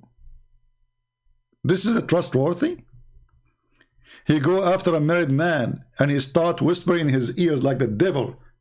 Make him believe that he should leave the women he married and go after a kid. This is the trustworthy? This is the good friend? This is the good prophet? Whispering like the devil in the ears of a man, he is already happily married. What's your business? And what kind of a prophet of God, he wants you to go and marry a child? Look what the guy he said to him. He said to him, I said, Abdullah, my father, died and left girls, which means little girls. And I dislike to marry a girl like them. A girl like what? Like them. So I married a lady, so she may look after them. Muhammad, he want him to marry a little child. She needs somebody to look after her, instead of marrying a woman. This is the trustworthy?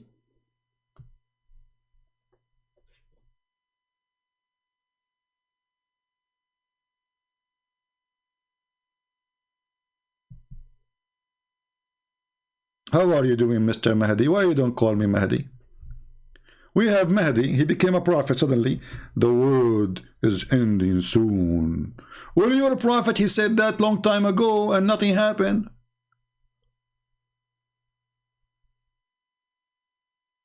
You're a prophet, Mr. Mahdi. He said, اقتربت الساعة وانشق القمر عن غزال صاد قلبي فنفر. Your prophet said, the judgment is too near, too near, and then nothing happened. Is that true? Is that true?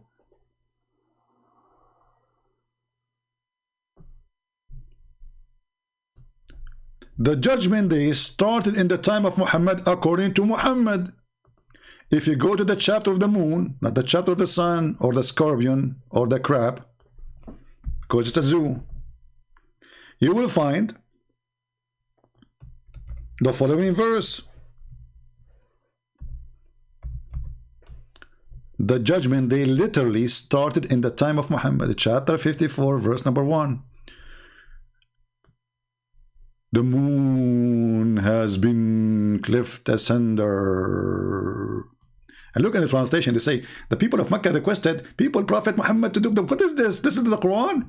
Unbelievable. And they requested, really they requested. So how come the Quran said Allah refrained from making miracles? The hour is nigh, and the moon is cleft asunder. And okay, this is 1400 years ago. So the judgment, they started already.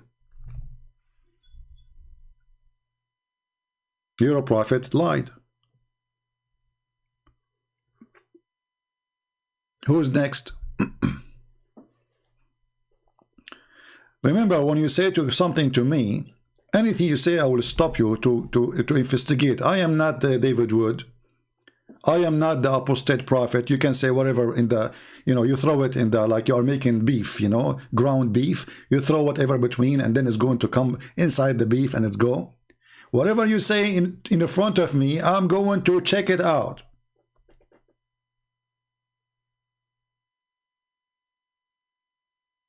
I am not like those who will let you through some lies between.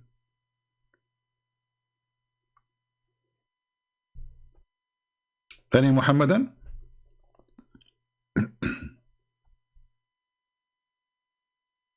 Is that a false prophecy or this true prophecy?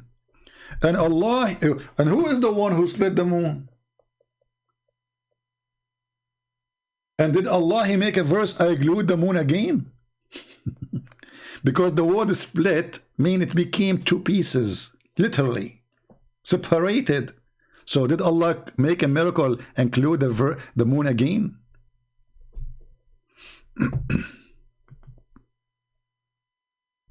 Any Muhammadan?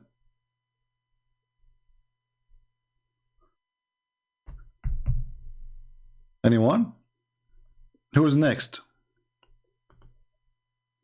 And then the Muslims, they will make a video to refute a Christian prince talking to themselves. We open the weapon sky for them. Call me, prove me wrong. Here we go, a bunch of potatoes.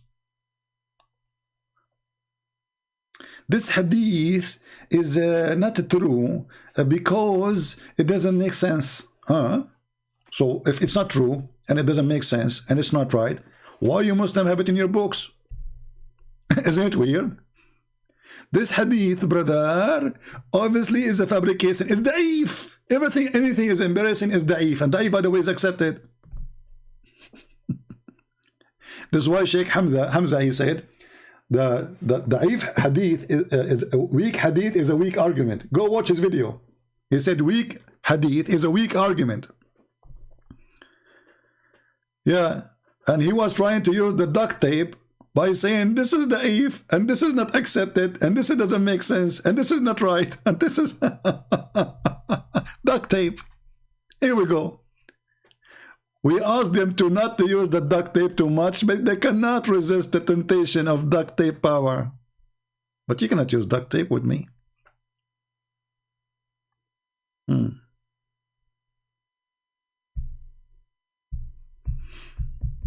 Who's next? Who's next?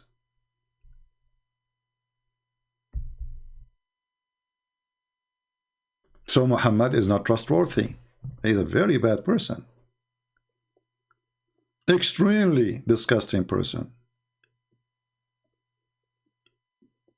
A thief. Pedophile. Like, he loved to lie as a business. Even the Quran says that Muhammad, he told his wives to lie. He told all his wives, to who knows his secret, to lie. The God is a liar. Muhammad is a liar. His wives are liars. The hadith are liars. The sheikhs are liars. That's what the Muslims say to us.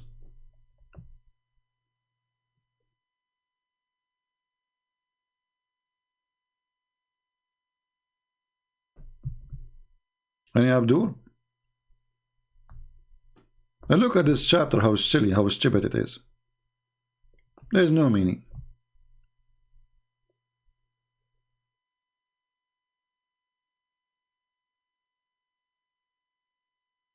Any Abdul?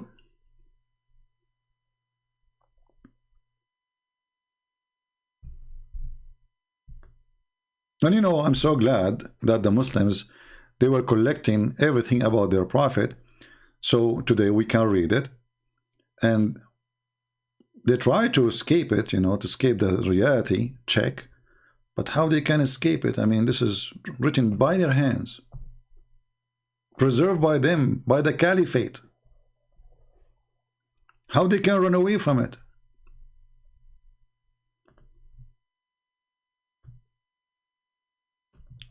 Do we have any Abdul? Until now we have only one Abdul.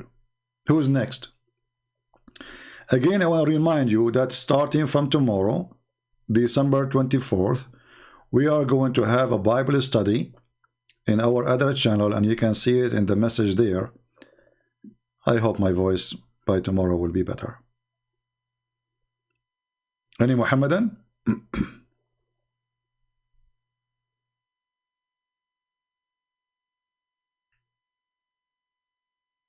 Yeah, actually this is true. Everyone who bust CP, don't dare to call CP.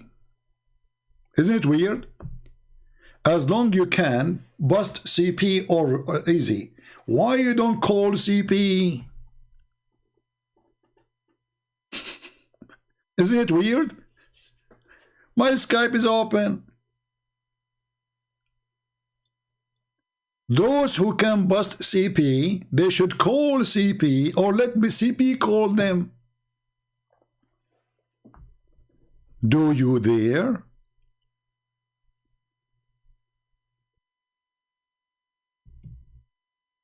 Anyone? And by the way, the more they make videos, I mean, they make videos, they put cartoon, they put funny pictures, supposedly this is me, whatever. And Christian Prince, suddenly Christian Prince, he became a Mickey Mouse or so, you know.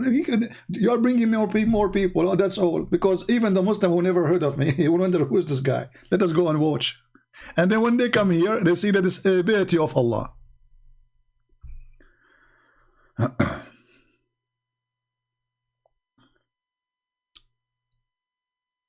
Well, somebody saying about if you don't sit and when you eat, shaitan dance in the table. Well, Muhammad, he had many crazy stuff. Like, you know, if you have to sit when you are eating because shaitan, he do certain things, or you have to eat with the right hand, otherwise shaitan will eat with you if you use the left hand. You have to say a certain prayer before you have intercourse, otherwise shaitan will wrap himself around your penis. You have to say a certain prayer before you enter the bathroom, otherwise shaitan will play with your anus. This is Muhammad, what we can say. And yet they say he is a prophet.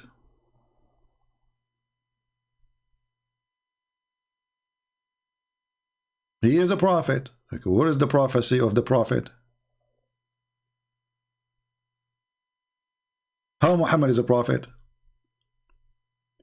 So people like this guy, how do you call? Use a Skype, Mr. Hamza. Use a Skype. You never heard of a Skype? So those people, they used to speak to Christian. They say the prophet was trustworthy, and the Christian, what do you say? Okay, he was trustworthy. The prophet was amazing. Oh, he was amazing. So when you talk to me, I will stop you with everything you say. We can't just let it go. We have to investigate the truth of it.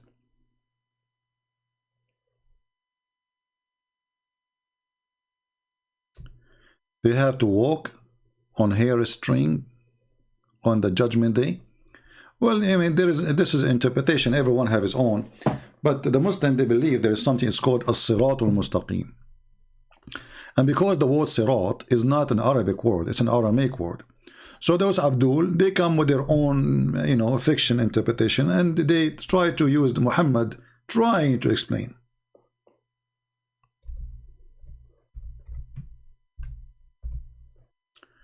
If you go in the Quran, you will find that this word sirat repeated many times. Almost 45 or 48 times, you know. Sirat, sirat, sirat, sirat, sirat, sirat, sirat. The second you ask them, what is this sirat? They have no idea. Everyone have his own interpretation. Some they say it's a bridge. Some they say it's a rope. Some they say it is a building. Some it's because it's a theft.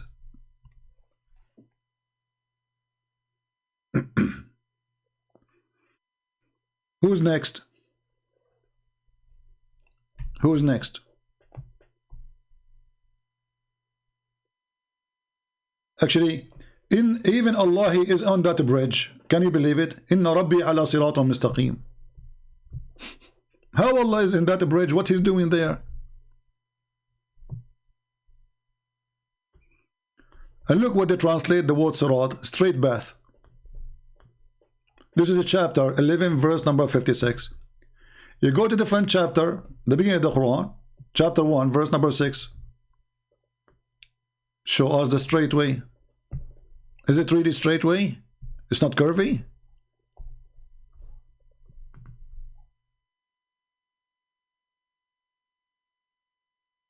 Isn't it? There's verses by Amr al-Qais. There's many of them, and we, you know, if you have my books, you can see them all when with the compare.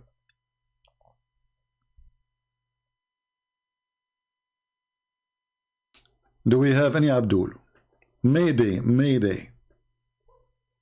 Who is Abdul? You know, when this Muslim guy, he was talking to me, we have 1500, and now we dropped to 1260. Look like people, they like to see fight, huh? Yeah, very peaceful people. They love fighting. You read for me, you read.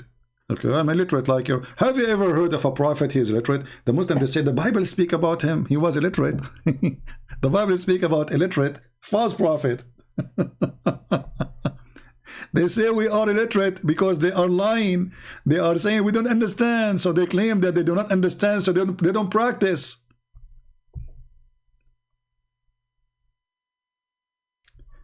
And you know, one of the funny things about Islam, the Muslims, they say that the Quran was preserved. We ask them, what is the first verse Allah He gave to Muhammad? They say, read.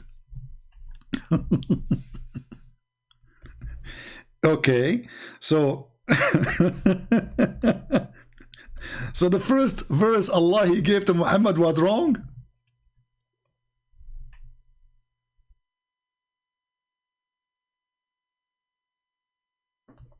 He said to him, read. Why he said to him, read? Do Allah knew, if Muhammad knew how to read or not? Maybe Allah made a mistake. He thought Muhammad, he can read, but later he figured out that he cannot. And secondly, the Muslim, they say if Allah wants something to happen, He say be is going to be, which means will happen. Here we go. Allah says to Muhammad, read it 3 times. Still Allah could not make Muhammad read. And if the Quran is preserved, so how chapter 1 in the Quran became chapter 96? They say to us, Prophet, he informed us to change the locations, but isn't this a corruption? And where your Prophet, he says that, show me. And shouldn't your Prophet, he follow Allah order? If Allah gave him this is the first one, who is Muhammad to make it at the end of the Quran?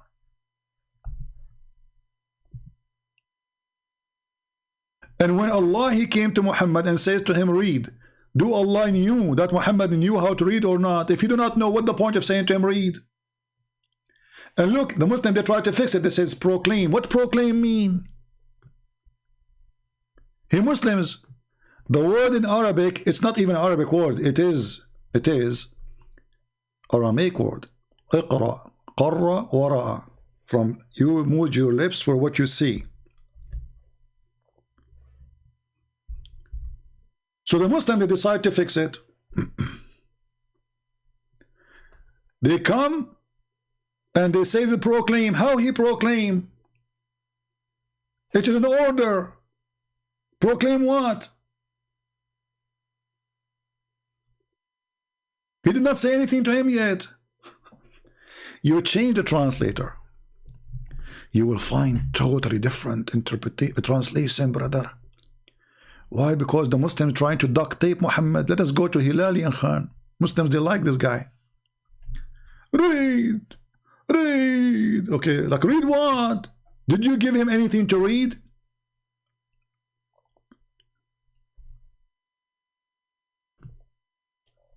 There's a bunch of Abduls once, they decided to get me busted.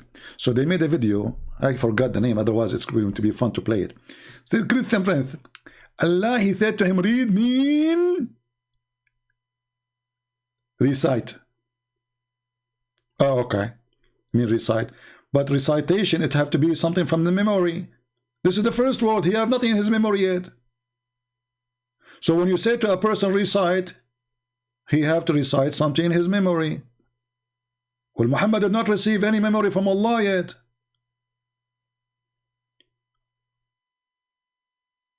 What a crazy religion. And now Allah said to Muhammad, read. Did Muhammad, was he able to read? Let us see this guy.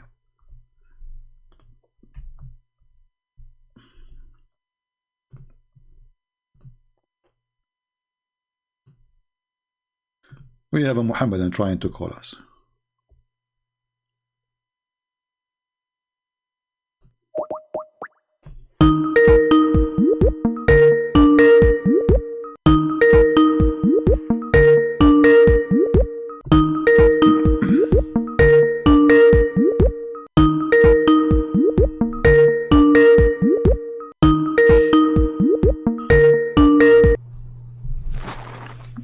Hello? Hello? Hello?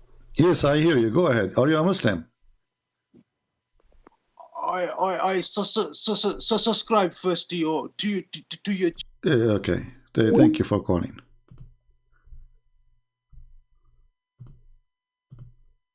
I'm not looking for a comedian. Do we have any Muslim who would like to call us? Any Muhammadan, he have the courage and the knowledge to call us about his prophet.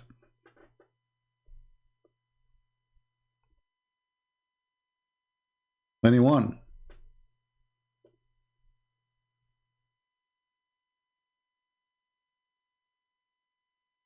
Anyone?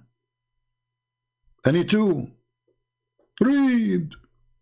Read. And look, even from the beginning it's stupid. I'll read and then name the one who created you from a piece of thick congealed blood. Have you ever heard of stupid statement?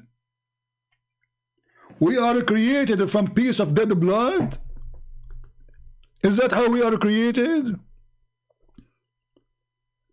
Is your God Allah a Hindu? He think we used to be beef? This is God now? He just start scratching his ass, and look what he came with. He is a created man from a clot, between two brackets, a piece of thick congealed blood. Like what the heck? Between two brackets, now they're trying to fix it. They're trying to make it more understood. Brother Thether, from between of thick congealed blood. Are you sure? Yes, brother, we are very sure. Can we call ZakirNaik? Go ahead. Tadadam, tadadam. Tadadam, tadadam. Tadadam, tadadam.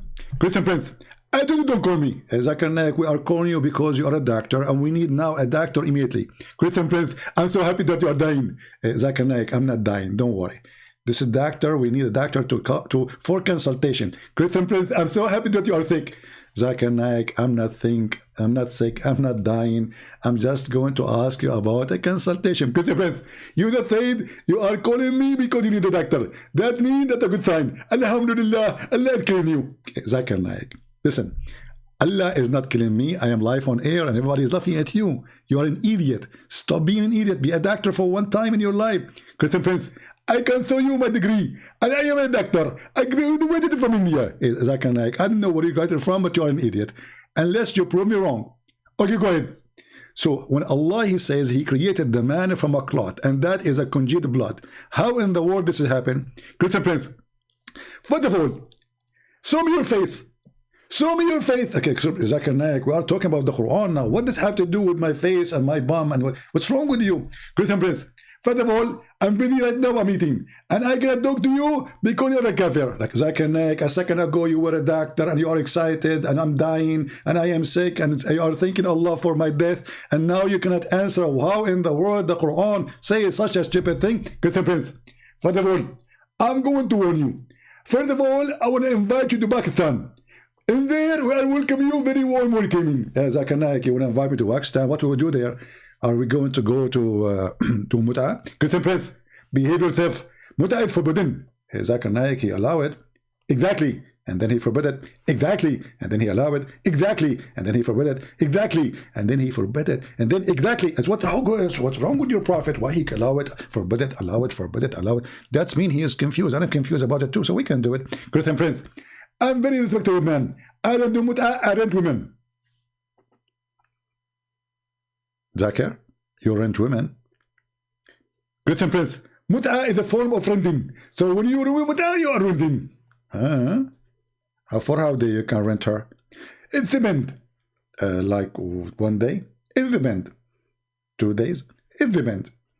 Isn't the Prophet says 3 days? If you like to increase, you increase. Exactly.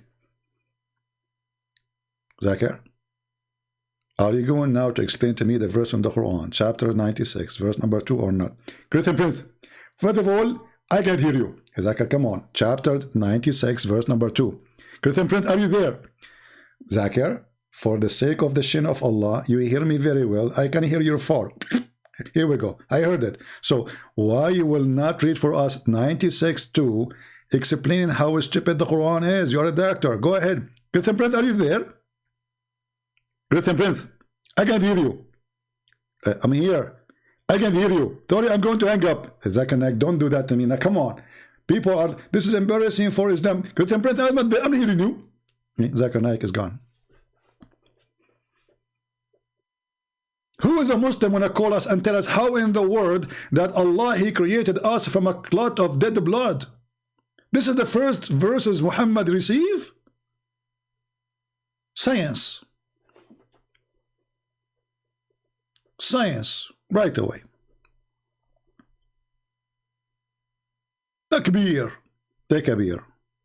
Take a beer, take a whiskey. Who cares? Still, Muhammad is a crazy man. Who's next?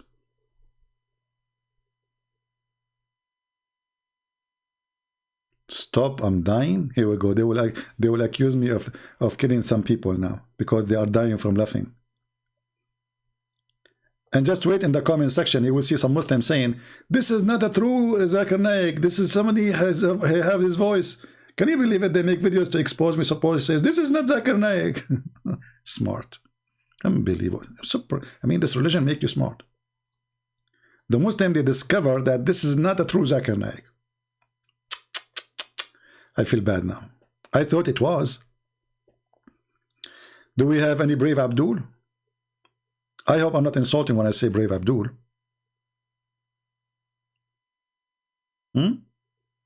What happened to Hamza, the one he said you want to call me? Why taking him so long, Hamza? Any Muslim? Here we go. Somebody saying, I love how you make ZakirNaik. My friend, this is a true ZakirNaik. He's next to me. ZakirNaik. They are saying it's not you. Christian Prince, they are stupid. I'm telling you, just tell them. Christian Prince, first of all, I can open my camera. I can tell you myself. No, ZakirNaik, don't do that. People will run away. The second they see your face, everybody will disappear. Please, already I'm suffering. You know, like we don't have even the 2,000 people here. So don't open your camera. We are safe. Christian Prince, please, for the sake of Allah, let me open my camera. Like ZakirNaik, don't do that, man. You cannot open your camera. Come on. Don't do that. You are wanted in India. They will get you. Okay. Thank you, Zakir. Good boy. Okay, Zakir, just go outside now. Play. All right, we have Mr. Hamza texting us.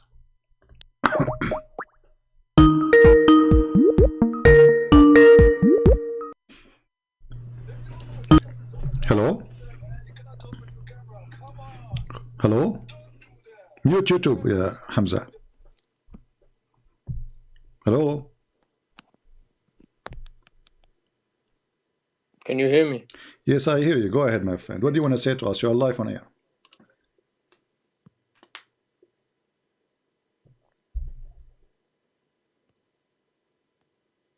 Are you there? Yeah, hello? Okay, what do you like to say to us? You are live on air. Go ahead. You are listening. What do you think? Is Islam from God? Yeah, of course. Why it's from God? Go ahead, tell us. I know for certain. Why? Tell us why. Because I've had personal experiences. I know this is from God. This religion, the religion of Muhammad, is from the true creator of God. Right. The same God of all of the prophets. Did you say to me from the true creator? Solomon, David, Adam. Did I hear you correct? Did I hear you correct? Did I hear you correct? You said from the true creator. Yeah. So how the Quran says there's many creators? The Quran says that there's many creators. Yes. Where does it say this? In many verses in the Quran. No, does the Quran say that there is the one God? Only one God. You see, you are the one who said to me the creator, so you are contradicting your God now. Chapter 23, verse number 14, it says Allah is the best of the creators. Best of the creators. Maybe, no. You're misunderstanding. That's not what it means. So Allah, he says he is the best of the creators, but there's no creators. So no, you're just playing with words. I'm not playing. I mean, this is the word how it is in the Quran. No, that's playing with words. Okay, my friend, is that what the Quran is saying, or I'm making things up? It says in chapter 23, verse 14, Allah is the best of the creators. Yeah. Okay, if we look at it in that sense, creators meaning if there are any creators, are there any? If there's only one God? Okay, no? So let me understand now. So let us agree together. There's no other creators, right? Yeah. So when Allah, he says the best of the creators, this is a lie. No, it's not.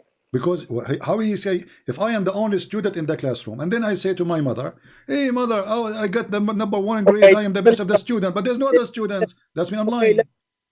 No. Okay, so what does it say? Allah subhanahu wa ta'ala is the best of the creators. So when it says best of the creators, it is addressing at the same time if there are any other creators. That's a powerful language of the Arabic in the Quran. If you're reading Allah is the best of the creators, then it's addressing if there are any other creators. So, but do you see here it says if? Are you adding words to the Quran now? He did not say if. He says Allah, so blessed be Allah, the best of the creators, which means he's confirming there's a creators and he is the best. No, this is like strong language. It's a strong language.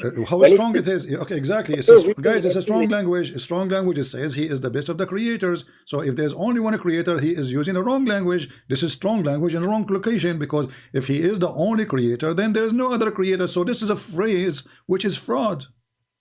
Okay, so let me say something. Because during history there were people who created like pyramids, huge schemes, and so these people thought they were something of themselves, but they were nothing. So this, when he says of the creators, it's saying if and were. No, it's addressing the possibility of because your Quran, no, my friend, because your Quran put definition of those who they can be called the creators is the one at least can create a fly. Quran put the definition for it, so you can play with it. So when the Quran says how you worship somebody, he can't even create a fly, and fly even can steal their food. So so those who you worship and they cannot create a fly, they are not creators. The Quran said the definition is not up to you. So who we should follow? We should follow at least a person he can create a fly. That will make him a creator. So building a pyramid, that is not a creator. This is the build. I'm not creator of a house. That's funny, This is not really creator. Creation in the form of religion is you give life. Okay, first of all, the Quran, it's a very special book. The Arabic is very powerful. Do you speak Arabic? Do you speak Arabic? No, I don't speak it. So how it's very powerful if you do not know Arabic? Because I was able to speak it. Now I'll tell you something. No. You should just say that the Quran is a powerful Arabic book. But how it's powerful if you do not know how to read Arabic? So I'll tell you. So when you say he was told to read in the name of his Lord, this was inscribed, this was blessing sent down, that he immediately was able to read at once. This was a blessing sent down to him. Okay. Like a gift. Before this, he may not have been able to read at once. He could have been able to where read. you got this from? Where you got this from that he was able to read? So you were making the comment earlier that he wasn't able to read. Yeah, he was not. And you were making fun, saying, "Look, he was not. He was not, my friend. What are you making things up now?" So our belief is that when he was told to read in the name of his Lord, he was given that blessing. Okay, but this is not what your prophet says. Here we go. This is Sahih al-Bukhari saying that when the angel came to him and he squeezed him 3 times, and each time he says to him, "Read," Muhammad, he says, "I cannot read." So you're making things up. Oh, he said he can't read because he wasn't able to read or write. He said that 3 times and instead he can't read. This was a miracle. What a miracle! If I say to somebody he can't read, and still he can't read, this is a miracle. And then he was in disbelief. He wasn't in belief at that time. Okay, can you show me where Muhammad can you show me where Muhammad in the story he learned how to read? Nowhere. It says that the man, he keeps squeezing him, and Muhammad keeps saying to him, "I do not know how to read." So the story, I'm not completely familiar with the story. However, I know that when he was told to read, and you're saying from the story it was an angel, Jibreel alayhi salam, and this angel, because I myself, I wasn't able to read Arabic. Then through this angel, I was able to read Arabic. Okay, go ahead, read. As long the angel, he made a miracle for you, read for us. Go ahead. Now this blessing is gone. No, now go ahead. You said the angel, he made you read. You said miracle happened to you. Okay, read for us. And I'll tell you something else. No, tell me. Stop with this one. You just claim that the angel came to you and make you know how to learn Arabic, correct? Yeah. Okay, read for us the screen. Go ahead. So I'm explaining to you. No, read. Later explain to us. Read. Because the angel he made you, there's a miracle happened. We want to see it. The angel, he came to you and he made you read Arabic. Read for us Arabic. Go ahead. So I'm just saying, listen. My friend, I'm listening. You see, I want you to read. Here we go. I just point at anything in the front of me on the screen. I did not even change the page. Just read for us. As long the angel, he came to you, and he make a miracle for you. My friend, are you lying or this is a true miracle? I believe it was a miracle to you. Okay, so if the angel, he came to you and he made you read, so why you don't want to read? Here we go, the Arabic in front of you. Because you're not letting me finish my sentence. Okay. This happened previously. Now that blessing is gone. I no longer have that blessing. Expired the blessing. So he made you learn how to read and then it's gone. Yeah, I had this blessing. And I'll tell you something else. It's not through the mouths that we read through our hearts. When he was told to read in the name of his Lord, this was a blessing that came on his heart. So I believe that the angel came and squeezed him 3 times. I believe that I've experienced this myself. You experienced. So are you saying to me that the angel came to you? Are you saying, my friend? Are you saying? Let me make it clear. Are you saying that the angel came to you and he squeezed you 3 times? No. So what he did to you? What he did to you when the angel came to you? I was able to read powerfully, and I believe when I was able to read powerfully, this was through the angel Jibreel alayhi salam. And I no longer have the angel Jibreel alayhi salam with me, so I'm no longer able to. Yeah, pizza time. As I did. So, I don't know why this is not happening to me. By the way, I woke up and I was watching Bruce Lee at night. I woke up in the morning. I want to say, like, make me some coffee, And so I said, but still I know it. I know how to do it, But you are the opposite. So the miracle did not stay with you. So let us go to something serious. It's a miracle you claim, but you cannot prove, which is funny. So Allah, he said to Muhammad, read. There is any proof that Allah, he taught Muhammad how to read after that? Sorry? Okay. The first, when Allah, he says to Muhammad, read, it was the first chapter Muhammad received, correct? I think so, yeah. All right. So why the Quran keeps saying that Muhammad is illiterate? So previously, before this, he was illiterate. You see, all this Quran, which was written down into the book, he didn't write this down. When revelation came to him, for example, this verse that you're showing right now, when this came to him, after this came to him, he would write it down. He would go back to his people, and he would go back to his people and they would learn it themselves. Okay, my friend, are you listening to me? I want you to focus with me. Focus with me. Listen. So the first verses Muhammad received, Allah, he said to him, read, correct? Yeah. Okay. And you said that Allah, when he said that to him, read, he was able to read, correct? Yeah. Okay. Now we have a chapter 7, which came long after, still says that Muhammad is illiterate. So which chapter is this? Chapter 7, verse number 158. Chapter 7? 158.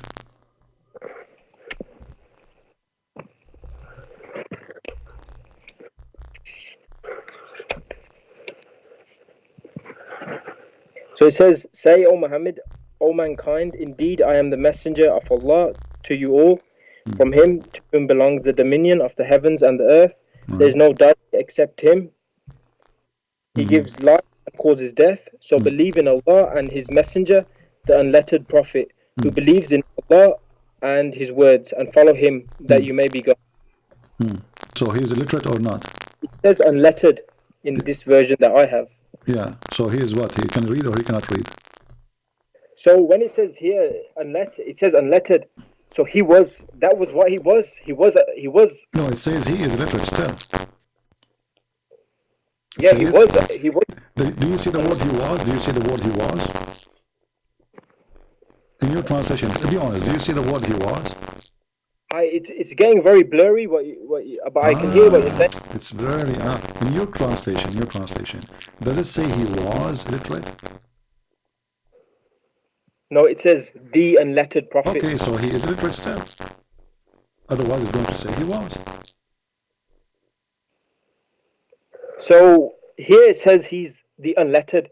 Now, when people say unlettered, from my understanding, not unlettered, but he was known as unstudied or unable to read or write. After this event of the first revelation, he was able to read. I don't believe. Maybe let me help you. Maybe what happened to you? Maybe what happened to you, my friend? What's your name? What's your name, my friend? Hamza.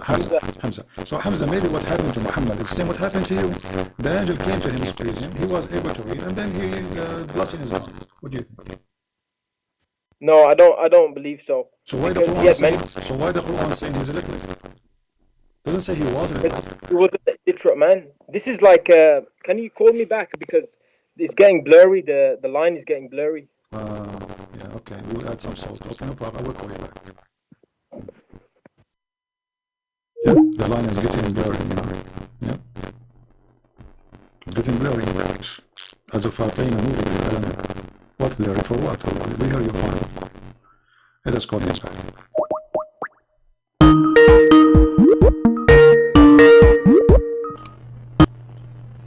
Yeah, hello? Okay, somebody saying my mic is my mic good or not? Let me call you back. My mic is not good. I don't know why. My mic is not good. Why this is happening? My mic is not good. Okay. Take it easy. Take it easy.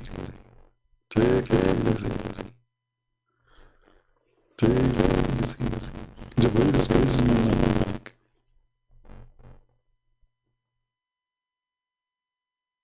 There's echo. Okay. We get it. The mic is bad. The mic is bad.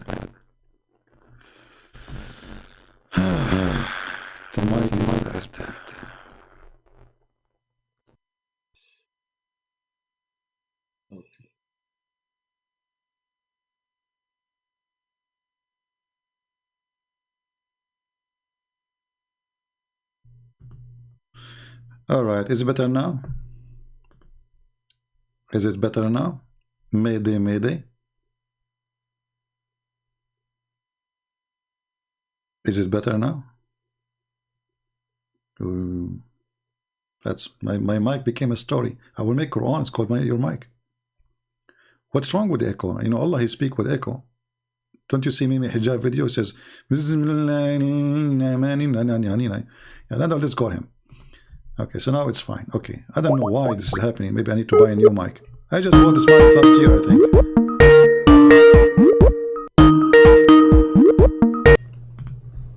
All right. Do you hear me now, my friend? Yeah, it's better now. Yeah. Okay. So, so as you see, you know what? Forget about everything we said. Can you give me any proof that Muhammad is a prophet?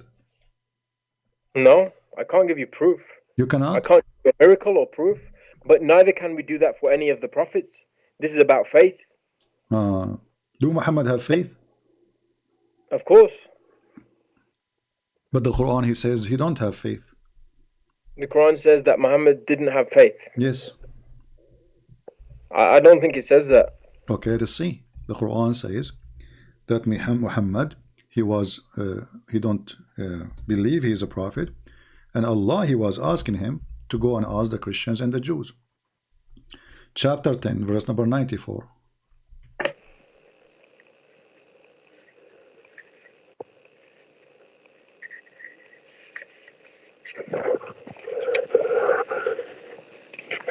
So it says they will make excuses to you when you have returned to them.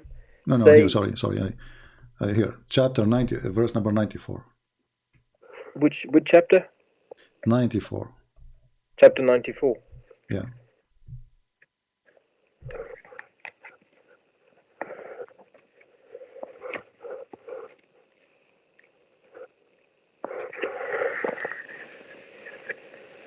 Yeah, chapter 94.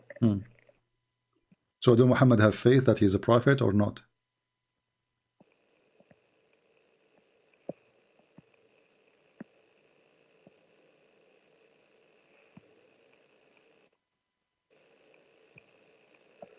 So chapter 94, why do you say that it means that he didn't have faith? Well, it says, if you have a doubt about what revealed to you, go and ask the Christian and the Jews. What kind of advice for a person? He's a prophet already. Which line? Huh? Which line? It says in front of you, can't you read? Chapter 10, verse number 94. Oh, chapter 10, verse 94. Yes.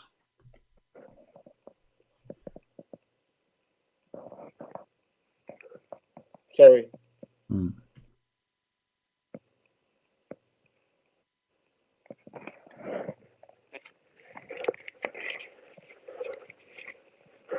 Chapter 10, verse 94. Yeah. So if you are in doubt, O Muhammad, peace be upon him, about that which we have revealed to you, ask those who have been reading the scripture before you. The truth has certainly come to you from your Lord, so never be among the doubters. So yeah, okay, so it says never be among the doubters, insinuating that he had doubted. Why he doubted? But you said to me, he have a strong faith now. He's doubted. You know, why a person receiving revelation? Did Muhammad see an angel when he squeezed him first time? So, you know, it says he had a doubt and he was human. Okay. So we look at the message. Okay, but no problem. He was a human. I like that. You know, I'm glad he is a human, not something else. So, but that's not the question.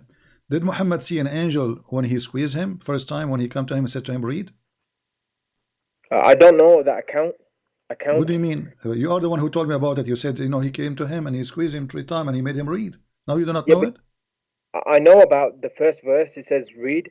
Yeah. And you told me that in the hadith, they say that an angel, Jibreel alayhi salam, came and allowed him to read, squeezed him, enabling him to read. Yeah. I don't know that account.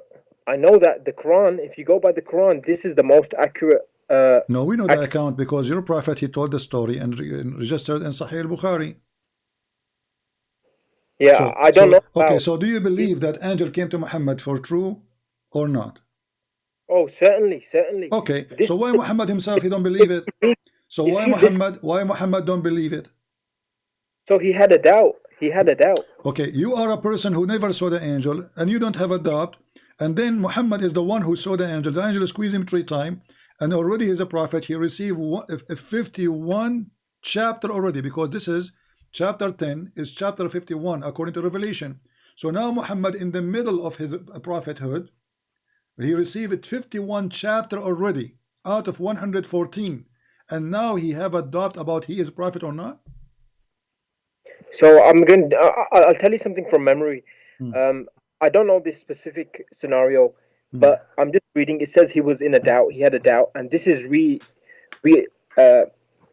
is helping him with his doubt, or so because he was human anyway, so he had doubts. Yeah. So after Muhammad all this time claiming to be a prophet, and then we find that after more than 10 years claiming to be a prophet, we find that he himself have a doubt that he's a prophet. How crazy is that? No, it doesn't say that he had the thought that he was a prophet. It says, so if you are in doubt about that which we have revealed. No, it says that. It says, and he is asking him to go and ask the Christian and the Jews.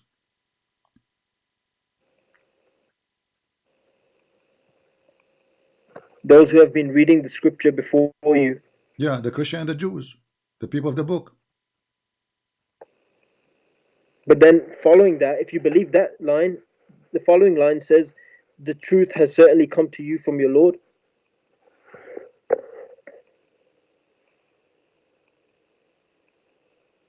And? Because, so you're saying that he's told to, I don't understand the context of this, but I'll tell you a scenario that I remember. I remember that, I think this is from Hadiths, I can't say where from, but there was a long time where he was upset or feeling that God was angry with him because for a long time a revelation did not come to him. And so I can say, yeah, maybe he was in doubt. I don't know what you mean by... Okay, I have a friend. He got upset from time to time and he tried to kill himself. What do you think? Is he thinking right or he is being crazy? I don't know. It depends on what he's going through. He's going through a lot. His mother-in-law, she is, she come into his house and she eat his falafel. So is he right to kill himself? I don't know. You tell me. What do you think? Is it right? Is it a behavior of somebody is, he's mentally thinking right, or this is a crazy behavior to try to kill yourself? I can't say because I don't know what the person's going through. It's difficult. We don't know what everyone's going through is. I know, but don't we know that there is something called mental illness? Yeah. Okay, so if somebody trying to kill himself, is he mentally ill? Maybe not. Maybe people are driven crazy by mental illness. But you just said driven crazy, so he's mentally ill. You're the one who said. You're answering me now, saying he's driven crazy, so he's crazy. I know. Listen, I know this because I've been driven crazy by mental illness, and I've wanted to kill myself. So that's my scenario. So I don't know what this man is going. Why you try to kill yourself? Why you try to kill yourself? I've had some mental illness. It doesn't mean that I'm crazy. Why you try to kill yourself? If you'd like to share. No, I have many thoughts coming in my head. Like what? Too many. Just what happened with me like 6 months ago? I wake up in the morning, and every day I'm having many thoughts coming to me. So like bad thoughts. And God didn't help me, but I'm still grateful towards God because my scenario could be far, far worse than this. I still have my hands, I have my feet, I have my eyes. I'm still in good health, and if the worst thing is, I could be in hell. I could be in a place of fire and torment. Maybe this mental illness happened to me because I've done something wrong, or it could be a punishment or a lesson. So, do you think Allah was punishing Muhammad when he was mentally ill? No, maybe he was testing him. So Allah, he tests people by make them crazy? No, I don't know his scenario. What exactly happened? I don't know. Only God knows himself. What exactly happened there? Okay, you know what? I'm going to go with you to zero. I'm going to change this topic. I want you to help me. What is going to make me believe that Muhammad is a prophet? Go ahead. I want you to help me. I can't give you that. It's if God wants to guide you, then there's nothing that can stop anybody. Let us stop with here. Do Allah guide or misguide? He guides. He don't misguide? He allows to go astray whoever he wills. Okay, but do he guide or misguide? He guides. He don't misguide? He can allow to go astray whoever he wills. No, this is not about allowing. I'm asking you a specific question. Do he misguide? Do he deceive? No, he doesn't deceive. His promise is true. Okay. The Quran is true. All right. What everyone is going through. You're a prophet. You're a prophet. He tried to guide some people to Islam. Yeah. Right? And then Allah, he says to him, how are you going to guide the one who Allah misguide? What do you think about that? Exactly. Okay. Tell us, what do you think? So if because this was his heart, Muhammad, peace be upon him, he wanted to guide many people. I remember I reading somewhere similar to this. Yeah, but focus with me. I don't care about Muhammad now. Allah saying to Muhammad, are you going to guide the one who Allah misguide? Exactly, because he was going against his way to guide people. My friend, what's wrong with you? Right? So Muhammad was sent to guide who? To guide the one who is misguided, correct? Yeah. Okay. So why he cannot guide the one who is misguided? When Muhammad he came as a prophet, how many Muslims was in Mecca? So there were some people who were not Muslims. Some of his family members, they were not Muslims. This is not the question. This is not the question. How many Muslims was in Mecca? I don't know. What do you mean? There's anyone beside Muhammad? Yeah, there's many people there, yeah. Many people, they were Muslims? Oh, no, there was very little people who were Muslims. Slowly, more people started. Okay, but the question is very simple. How many Muslims was beside Muhammad? I don't know the full history, but okay, there was Muslims. Okay, let us say there was 5. Okay. But if Muhammad he is not sent to guide the one who is misguided, then what Muhammad sent for? Oh, no, you're misinterpreting. You're misinterpreting. When it says some people are misguided, I have experience with this. I tried to guide people who were misguided, people who completely didn't want this message, who were completely against it. So I went out of my way to try to guide them, and this took me belief. So, and later on, I learned from this lesson that I can't guide everyone. I can't save everyone, even if it's my own family members, because I used to try strongly. Like my friend, you are not listening. You are just in the limbo. Listen, it says, and the one who Allah deceived, nobody can guide him. So in the first reason to be deceived, it's Allah who deceived them. No, so, when it says deceive, it does not mean that. It does not mean. It's not up to you. It's not up to you. The verse is in front of us.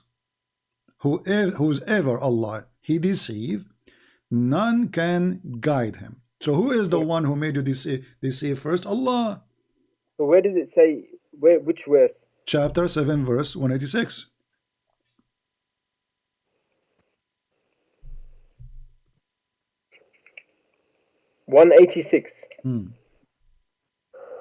Whoever Allah subhanahu wa ta'ala sends astray, there is no guide for him, and he leaves them in their transgression, wandering blindly. So yeah, of course. Some people, Allah subhanahu wa ta'ala, he does not allow to guide. So, some people you see, don't force to hang up on you. Are you going to speak like adult to me? It says, who is ever Allah deceived. Allah is the one who deceived them. They were not deceived. Allah is the one who deceived them. So they were good people. They were good people. Who is the one who deceived them? According to this verse, who is the one who deceived them? No. So your translation, it says the word deceive. Do you remember before you told me when you? I don't care for translation. I read Arabic. I read Arabic, not like you. However, read your translation. Doesn't matter.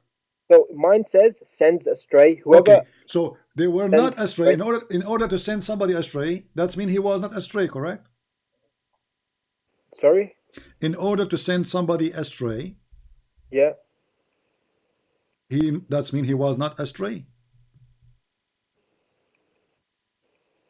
Perhaps not. Everyone is born Muslim, but we okay, so let us go to zero, man.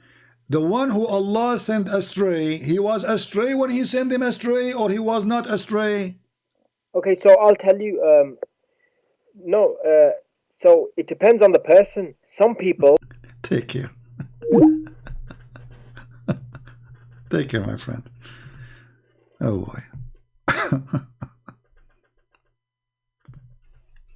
Depending on the person. Who cares what person? The one who Allah sent astray, he was not astray. Otherwise, how Allah he will send him astray? And if Allah is the one who sent people astray, so what the devil do for living? Eat pizza?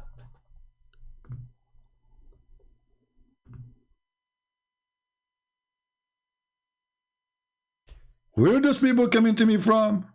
I have no time for kids. Who, I'm reading your stupid translation. In Arabic, it doesn't even say that. It says the one who Allah deceived. No one can guide him. Simple. So he was not deceived. Otherwise, if he was deceived, then Allah did not deceive him. And then if this is what happened, that Allah did not deceive him, so how Allah, he says he is the one who deceived him? That means this is a fraud. Stupid statement. So the statement is so clear, saying the one who Allah he deceived, no one can guide him. No, depend on the person. And Allah, you know, the angel came to me and he made me read, and then the blessing is gone. Okay, shish kebab. Yeah. How stupid this cult is. And if this is what Allah he does for living, what shaitan doing then? What shaitan he do for living? Actually, according to the Quran, shaitan is deceiving people because of Allah.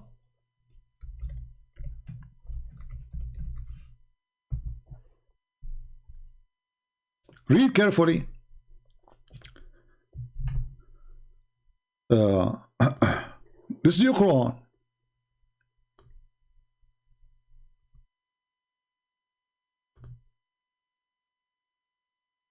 Because you have sent me astray. Who is the one who made shaitan shaitan?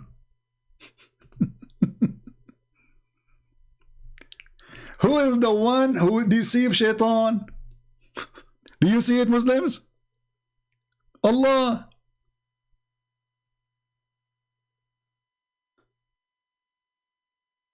Shaitan in Islam is a good guy. Allah, he deceived him.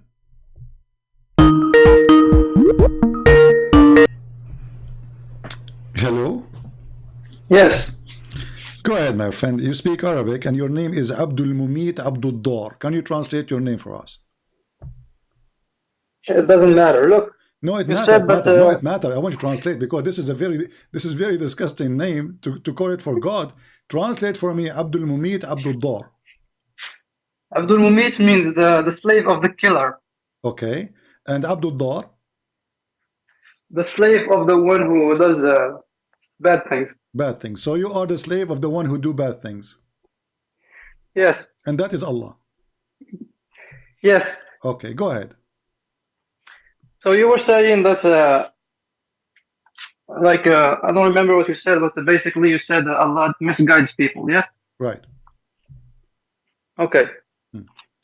So, so for you, Muhammad, he misguides people, right?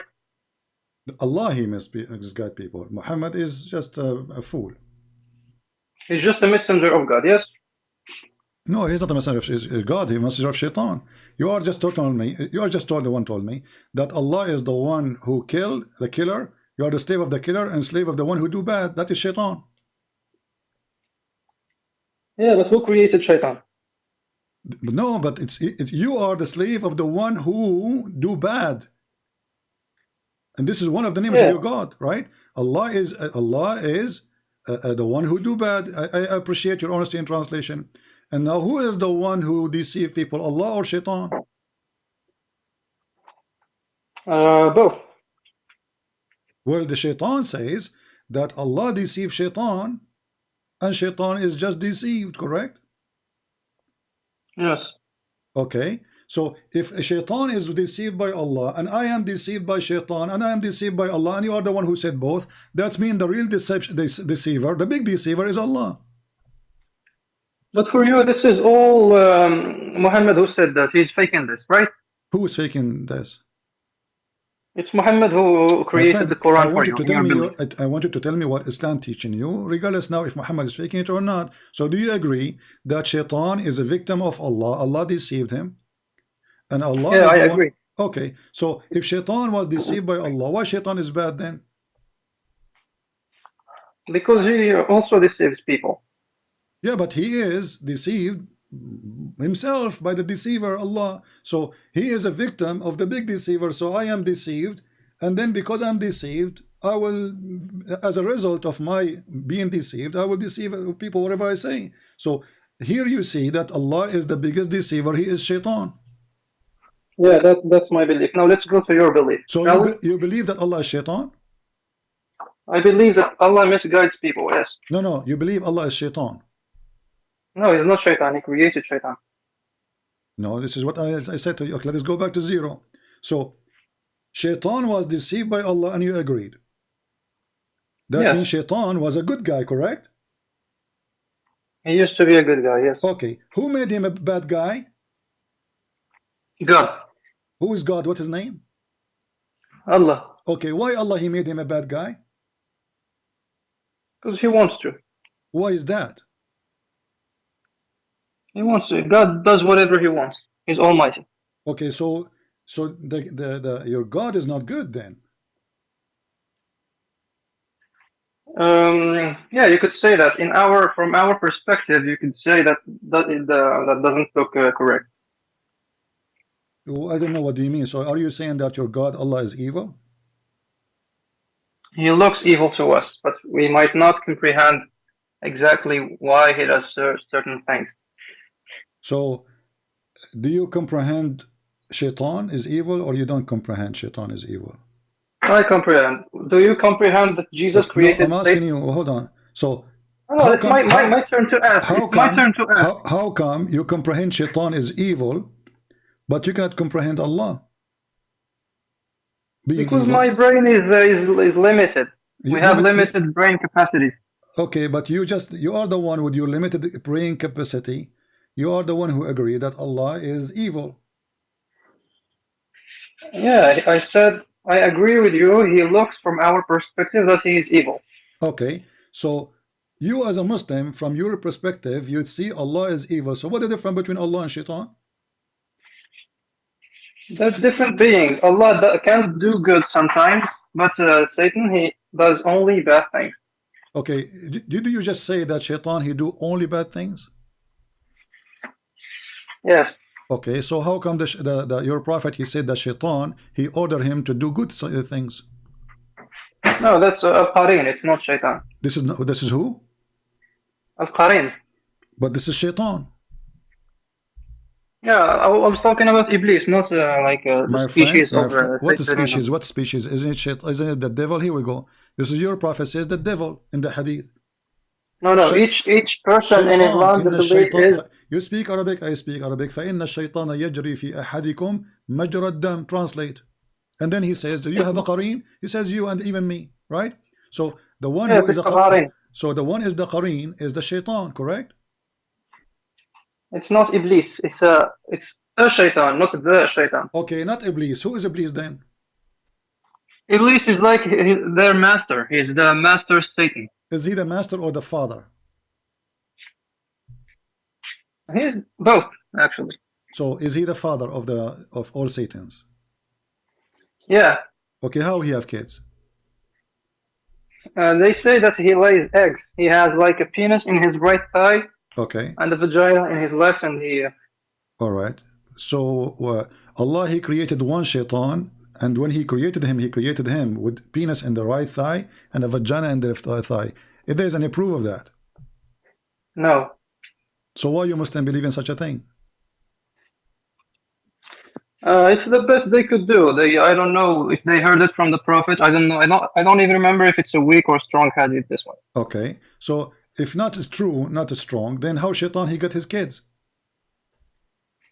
Well, I told you it's one hypothesis that he lays eggs. Yeah, but okay, so this is an explanation. The Muslim trying to explain the stupid Quran, because how in the word shaitan, how many shaitan Allah kicked out from heaven? One, he kicked Iblis. Iblis, only one. Okay, so now the Muslims, they ask how this has happened. You know, they ask as an example Ibn Abbas. He says, "Hada ursun lam ashhadhu." This is a wedding party I did not witness, because shaitan did not get married, and his only one is get out. So the Muslim, in order to cover the stupidity in the Quran or the story, they say the shaitan, Allah created for him a penis in the right leg and a vagina in the left leg. So according to you, shaitan is a male or female? Iblis, in the Quran, it's always a masculine. He's a guy. He's a guy. So how he's a guy, he have a vagina? What do you mean? Dude, you're trying to project the human being onto other beings. You cannot do that. My friend, I'm not saying anything. I'm just asking you a question about your belief. So how he is a male gender, as you said, the shaitan always called as a male. So how is a male gender? And then we find that you just said to me that Allah, he gave him a penis in the right thigh and a vagina in the left thigh. Well, maybe he's a transgender. He is what? A transgender. Transgender, that's a good one. So shaitan, he do when he have a penis in the right thigh and a vagina in the right thigh, what he do? He lays eggs. No, how before he do that, what the penis for? It's to inseminate the vagina. Okay, is it true that the Arabic in the Arabic the story says yankahu hada bidak? Yes, it's okay. hadith. So It's strong okay. So yankahu hada bidak. What yankah mean? To F, right? Physically. Yeah, sexual intercourse. Yes. Okay. So the word nikah means sexual intercourse, right? Yes. Correct. So shaitan, he do nikah by his penis in the right thigh to his vagina in the left thigh, and then he lay eggs. Why eggs? You're asking very stupid questions, man. Why do you try to comprehend? Let us say I'm stupid and you are smart. So why shaitan he lay eggs? Why he don't give birth? No, that's what God wants. He wanted, okay. He wanted it like that. But let me make it simple for you. Isn't it your prophet? He says before you have intercourse, you have to make certain prayer. Otherwise, you will have shaitan will share with you your kids. You are jumping all over the place. Let me ask you one question. We are in the same place. When you're a prophet, he says you have to say a certain prayer before you do intercourse. Otherwise, shaitan will share with you your kids. And shaitan, which means your son will be the son of shaitan. Correct? I don't know this. You don't know the hadith about Allahumma jannibna shaytana wa jannib shaytana ma razaqtana? We do prayers before so many things, not before intercourse. No, there is a specific hadith before the intercourse. You have to say it. Otherwise, shaitan will wrap himself around your penis and he will be the one doing your wife. Oh yeah, can you read that in Arabic, please? Okay. Let us see. We will put it for you. Why won't you let me ask you? You keep asking me and I never have the right to ask you back. My friend, you want to ask me about what? We're supposed to be the wrong ones. So you are sure from that. Okay, جنب الشيطان.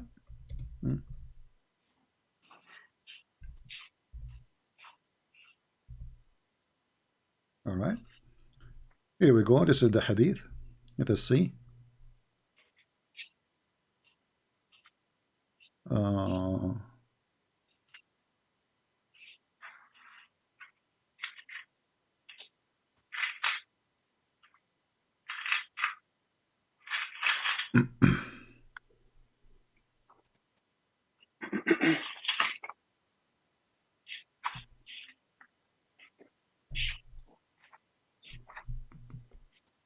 Now we can find more details hadith, but those are very dirty. So we will show the one is easy to read. All right. Okay, this is the hadith. It says. What's the sanad? Well, this is Sahih. I'm going to show you Al-Bukhari, so you don't question it too much, you know.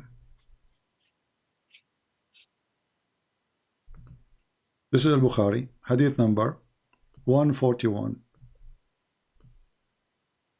If any one of you will have a sexual intercourse, you have to say a certain prayer.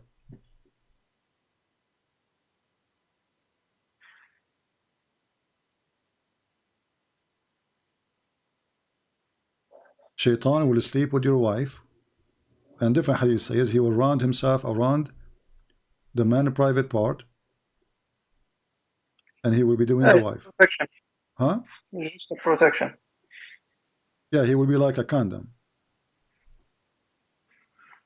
Because we say prayers before we leave, we say prayers before entering the bathroom, we say prayers before buying clothes, before anything. Okay, so shaitan, you have to say a prayer. Otherwise, shaitan, he is going to have sex with your wife. So how shaitan, he lay eggs, but then your wife, she will have baby if he slept with her. Why she is not laying eggs? Okay, you are asking very stupid questions. With So all my my friend, respect. so you are saying to me it's not stupid to believe that shaitan have a penis in the right leg and a vagina in the left leg, and I am the stupid because I'm asking the question. No, this one is known. It's a known hadith that he has a penis on his right thigh. But You're the one who mentioned it to me, right? Yes. Okay. So why you need why need to pray? Why we need to pray before shaitan, before intercourse? Otherwise, shaitan, he will share with us our offspring. What will happen exactly? I don't know. It's figurative stuff. I don't know. But can it you doesn't help me? belong to this book. Okay, can you help me? I'm trying to understand, if you don't mind. What will happen, you think? Well, don't you, like in Christianity, believe in Satan and he can do bad things to you? Okay, my friend, I'm asking you, what will happen if you forget to have this prayer and you have intercourse with your wife? With my respect, your wife, we are not trying to insult. What will happen exactly? What do you think will happen? I don't know. It says here that shaitan will take control of him. Not only he will be the child of shaitan, shaitan will take control of him, which means that the child will be bad. Yeah, okay, so. Okay, guys, he agree that shaitan will be bad, but your prophet, his father did not pray this prayer. That means Muhammad is bad, he's son of shaitan.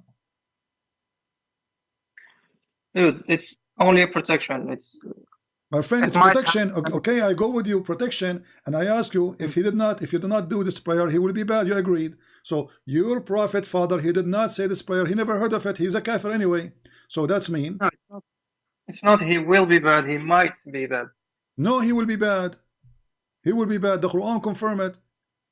ذُرِّيَّتَهُ. So your prophet, he never mentioned this prayer until now. No. So his father was a kafir. He will go to hell. That's mean when Muhammad's father, he slept with his mother, he did not say that prayer. That means Muhammad is not protected and he will be evil, as you said.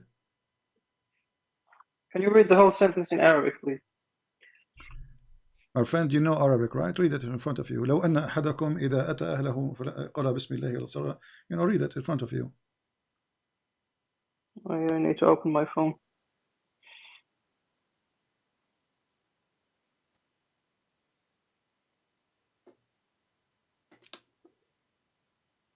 It's not It's going to show. Maybe it take a little bit of time. أحدكم إذا أتى أهله لو أن. So لو it's like a supposition. It's not certain. No, it's like a conditional tense. Yeah, so conditional. If you don't do it, what will happen? Yeah, it might happen. It's not. It will happen. No, it will happen. No, it says if you say that, then that will not happen to you. If you say the prayer, لو أن أحدكم, read Arabic, you know Arabic. لو أن أحدكم إذ أتى أهله قال بسم الله. So the confirmation is if you say that prayer, then his son will not be hurt by shaitan. That's wonderful. But if you don't say it, that's mean he will share with you the offspring. And this is confirmed in the Quran. The Quran says that shaitan, he is going to have offspring from who? Read the interpretation. What's the verse? Chapter 18, verse number 15.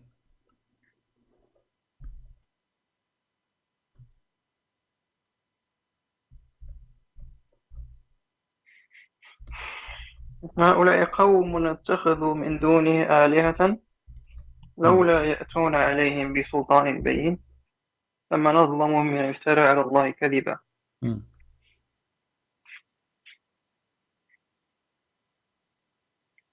What does this have to do with anything?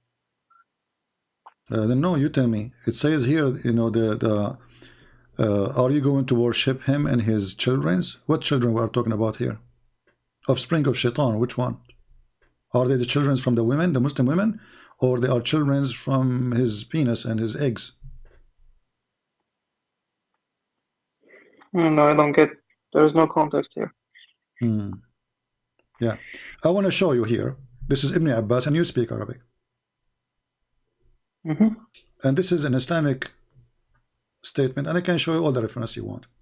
It says here, قال إن امرأتي استيقظت. This is Ibn Abbas. وفي فرجها شعلة نار. قال ذلك من وطئ الجن. Translate. So the jinn have sex with women? No, just translate what you saw, my friend. Go ahead. Somebody saw a woman who has fire in her vagina. Okay. And then what Ibn Abbas said? It's the jinn. It is jinn doing boom boom, right? Yeah. Okay. Do you believe in that? What is it first? Where did you come up with this? Let me give you all the reference you want. No problem. Give me a second. Here we go. So can I ask you, yes? Tafsir al-Baghawi. This is in front of us. Tafsir al-Baghawi. Page number 288. According to the website here. Explain how shaitan he have children. Alright. This is the same verse we are talking about. Chapter 18 verse number 50. Actually here they are giving the interpretation for verse number 64. The chapter of 17, but the same one, chapter 17, verse number 64. It says here that the woman, this guy he saw in the vagina of his wife, he came into her room and he saw a fire in her bushes, in her pubic area. And then Ibn Abbas, he says, well, this is because genie was effing her, correct? Yes. All right. So Muhammad then, his father did not say this prayer. That's mean he is a shaitan, he's a son of shaitan. And the shaitan, he have a fire in the bushes of Muhammad's mother. Okay, can I ask you now? You want to change topic now? Yes. Oh, okay. Go ahead. What do you want to ask me? Why did Jesus create Muhammad? Why did Jesus create Muhammad? Jesus created Adam and Eve, and then he gave Adam and Eve the ability to, to reproduce. That's all. He did not create a specific person. He created only one male, one female. Do you have different story in the Quran? Oh, in the Islam we believe he created everything. Okay. No, the Quran, no. If you go in the Quran, you see, it says here, وَجَعَلْنَاهُ نَسَبًا وَصَيْرًا. نَسَبًا وَصَيْرًا. Do you know what does that mean? Who? Allah speaking, saying, chapter 25, verse number 54. Do you know what does that mean? وَجَعَلْنَا مَنْ نَسَبًا وَصَيْرًا. Who? A human being. So, what does it mean? You tell me. I don't know. You are the Muslim. I thought you are the Muslim, not me. We made human beings نَسَبًا وَصَيْرًا. Okay, what does that mean? So it means we are his children. Children of who? Of God. You are children of God? You Muslim believe in that? That's what the verse says, no?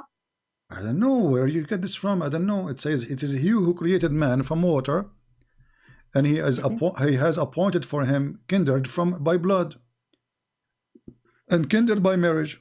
And now you are telling me this is mean that Allah is your father? No, maybe I understand the verse wrong. Okay, if we go and read the interpretation, we will find that according to this verse, Allah, his creation, all of them he created them from the water, which is Adam, right?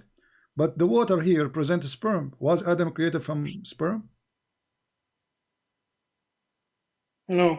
So the verse is wrong then. Oh, what? Why did you say that it's a sperm? Okay. When the Quran says that Allah created Adam from water, if we search the word ma, we will find that the word ma always in the Quran come as a sperm. As an example, ma in dafiq. Ma in dafiq. No. So we created the man from gushing forth fluid. What kind of a fluid it is? It is gushing fluid. What is that? It is the sperm. Do you agree? In this verse, yes, but in others, no. So it's possible that the verse have different meaning. Okay, was Adam created from water or from mud? From water. How? From mud. How you can support that? Show me. وجعلنا من الماء كل شيء حي.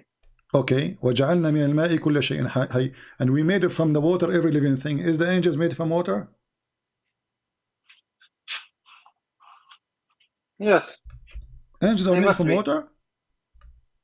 They must be.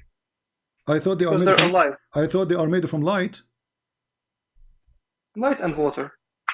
Yeah, now you are mixing things together. Your prophet, he says they are made of light, shaitan made of fire. Correct?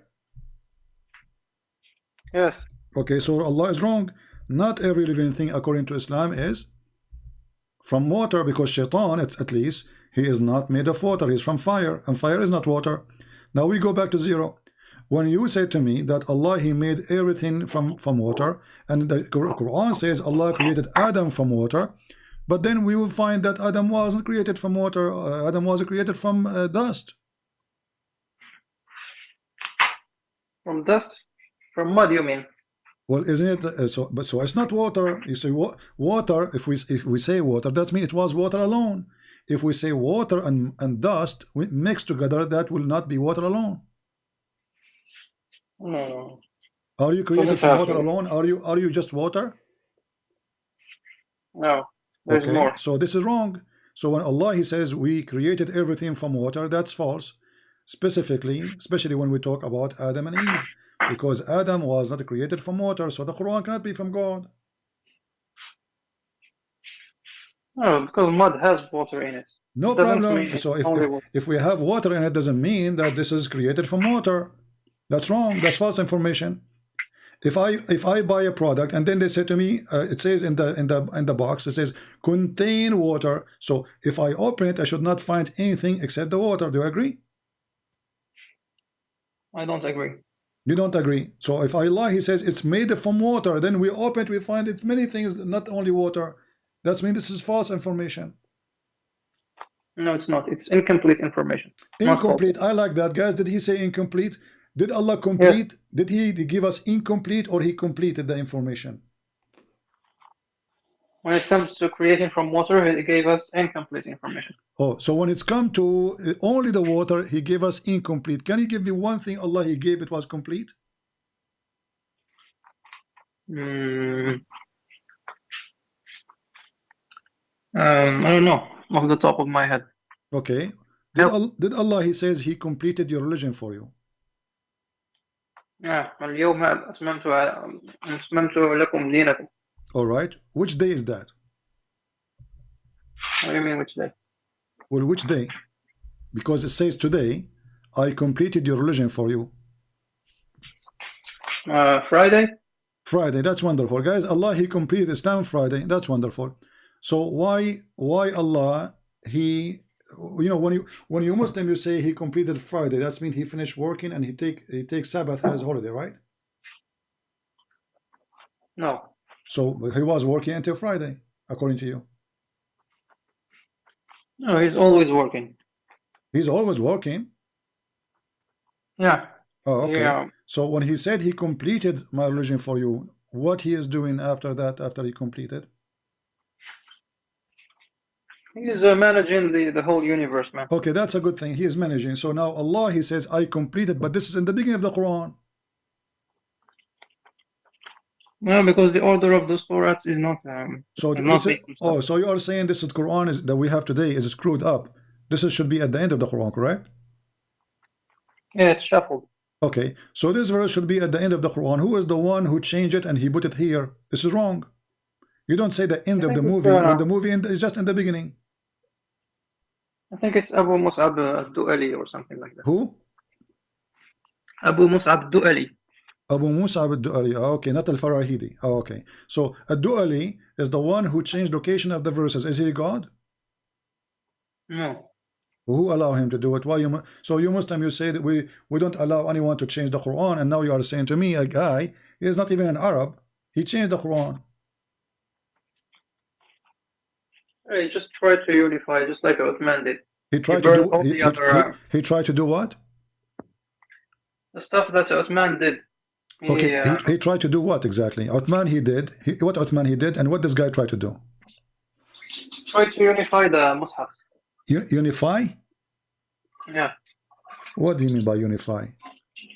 Because people had many mushafs, like every Christian had their own. Exactly. So there was many Quran, and none of them is the same as the other. So the Muslim, they lie to us when they say we have one Quran preserved. Yeah, of course, it's not preserved. Okay, so it's not preserved, it's a lie. Now, so what we have here, a guy, he came and he put this chapter, this verse, in this location, and that it damaged the whole Quran, because this should be at the last verse in the Quran. Today, I completed your religion for you. I completed my favor upon you. That's it. Perfect. Now it's perfect. So what we understand from this, that there's no guarantee in the whole religion you have. Who came first? Who came next? Who is the one putting this here? Maybe they are even adding those verses. Do you have any guarantee that this is not added? No, actually, we don't, because even the people like Hafs and Warsh who narrated the Quran are not very trusted in Hadith. They are not trusted in the Hadith. Okay, so Hafs is the one who gave you the Quran. Actually, he's a thief, correct? The Hadith says that Hafs كان يسرق الكتب. Yeah. He used to steal books. Okay, so he's a thief, and his father is the same. Hafs ibn Asim, his father by stepfather. So, and Asim was a thief too. So now you get the Quran from a thief, from a thief, and from a thief. So how you can trust this book in front of you to tell me that you are a Muslim? Yeah, actually, I'm not a Muslim. I was just sorry, say again. I'm not Muslim. You are not a Muslim? No. Say okay. Say that Muhammad is a fraud. Muhammad is a stupid Abdul. Okay. And, so why you are calling me all this time and playing you are a Muslim? Are you a fraud too? Yeah, you can say I'm a fraud.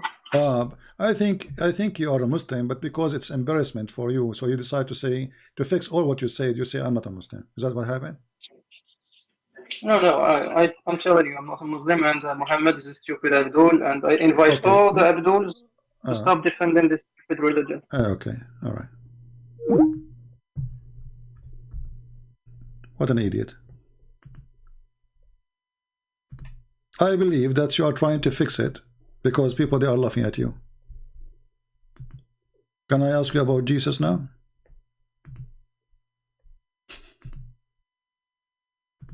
Very embarrassing. So now what we will do, we will say that I'm not a Muslim, because now this will be all over the internet.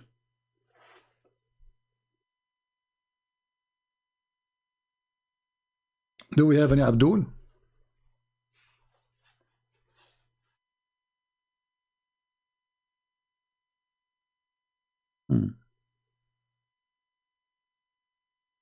Anyone? If you are a fake Muslim, you don't defend Islam, obviously, but because you found yourself, you see what people are saying in the chat, what you said is horrible. So now you try to fix it. It's like Muhammad, when he was claiming to be a Muslim, when he saw people, they are laughing at him, he says he started worshipping Allah and Al-Uzza. Suddenly he is a Muslim.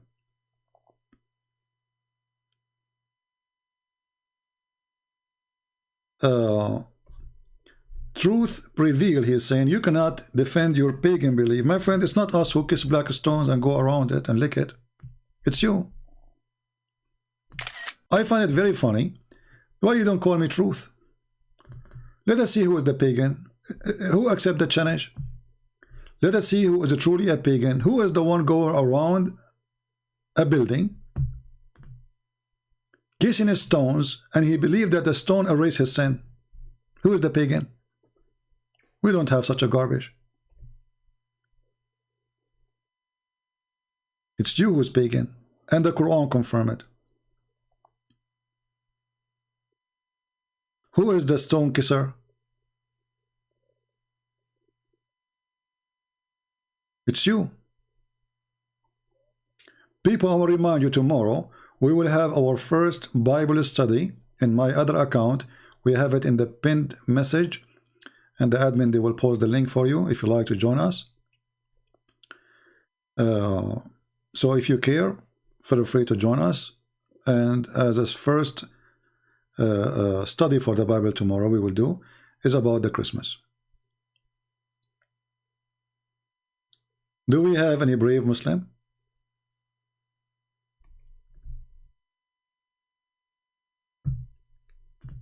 Do we have any brave, smart Muslim? brave and smart Muslim. Look how bad the situation is. Okay, somebody. All right, we okay. Yeah, this is my book, printed in many languages. In what language is that? Hold on. You know, the angel, he squeezed me, and I forgot the language now. What language is that, guys? You see, we are giving our books for free, right? So here we receive a message that my book is printed and given for 500 copies for free for people. Maybe this is Quran and Science, I think. Yeah, nice copy actually. It's even the graphic is better than my graphic. Unbelievable.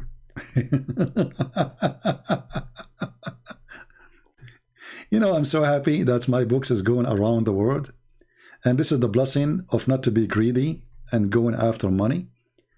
Because if we insist that we will not give it for free, then it's not going to be the same. Now we have tens of millions, if not hundreds of millions, reading those books for free. So I'm really grateful for the Lord that He did not make me a greedy person who goes after money. I hope soon our Chinese books will be printed too, given to Chinese as hand, not only as a file. So let the whole world see how stupid this religion is. The pagan who accuse us to be pagan, which is Islam. There's no pagan in the world as Islam. Islam is religion. They put their head inside a stone which is always worshipped as a vagina. And they claim that we are pagan, not them. Actually, we saw ZakirNaik saying literally that Islam and Hinduism is the same. Islam and Hinduism is the same.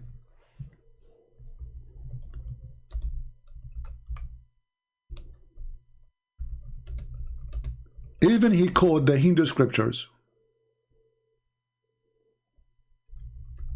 to show you that it is exactly the same. Not only he said the same, he said exactly the same.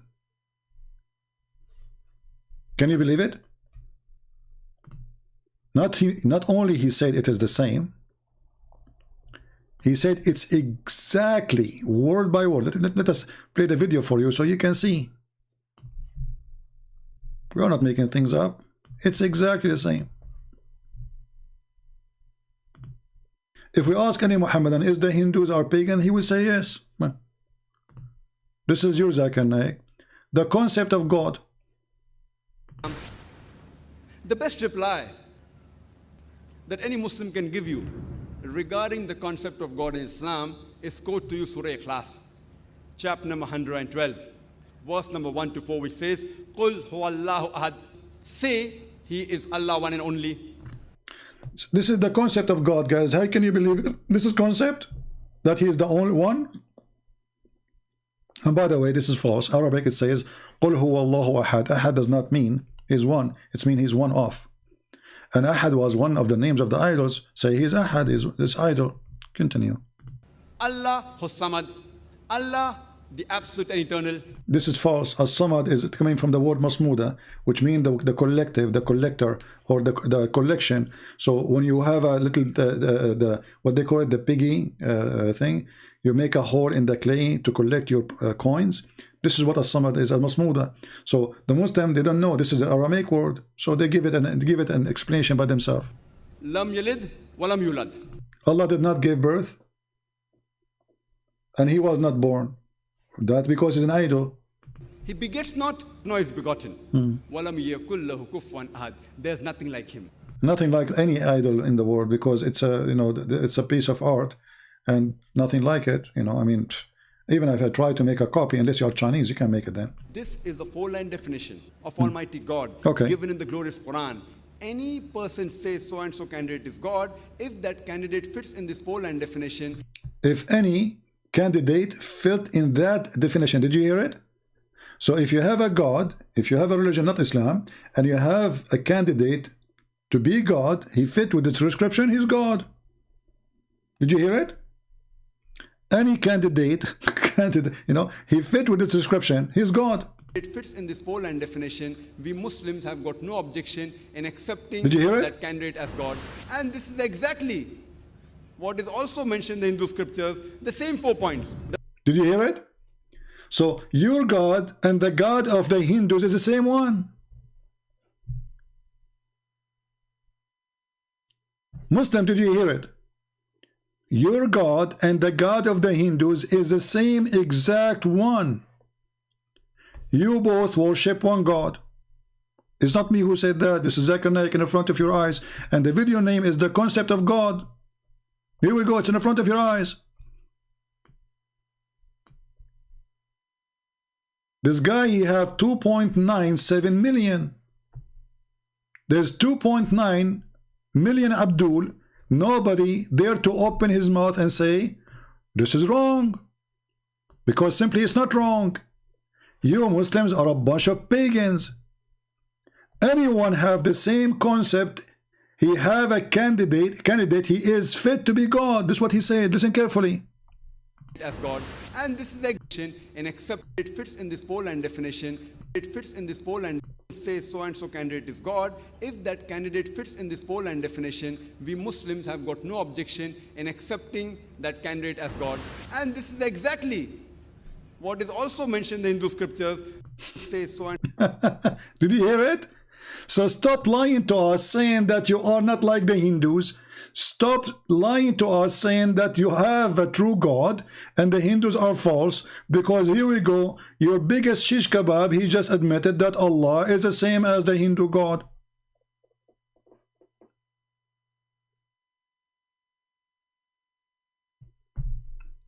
And Muhammad saying Jesus was a Muslim, why? He was a child molester like your prophet? If Jesus was a Muslim, he should be a caravan rider, child molester, cheating his wives, and take his own son wife. Well, Jesus is totally the opposite of that. Jesus was a Muslim. Any Muhammadan have a comment? And actually, if we go in the roots, we will find that Allah, He will resurrect people from death by using the power of the beef, the power of the cow.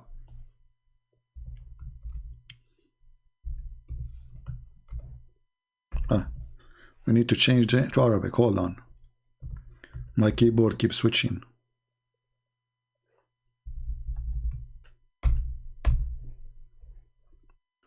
How Allah He resurrect people from death? By beef. This is why the biggest chapter in the Quran is the cow chapter, Al-Baqarah. Why it's called Al-Baqarah? Because this is how Allah He resurrect people from death, by beating them using the power of the cow. If the Muslim, they will say, no, this is the power of Allah. So if Allah have a power, why He need to use beef?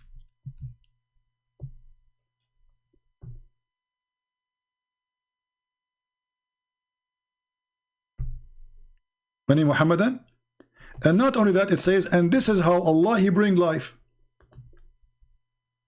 Thus Allah brings the dead to life. How? By beating them by beef. What is the connection between resurrecting people from death and beef?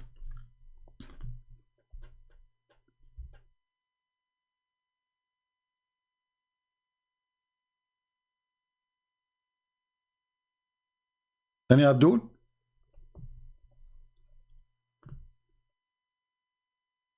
Can your God resurrect people without using the beef of the Hindus?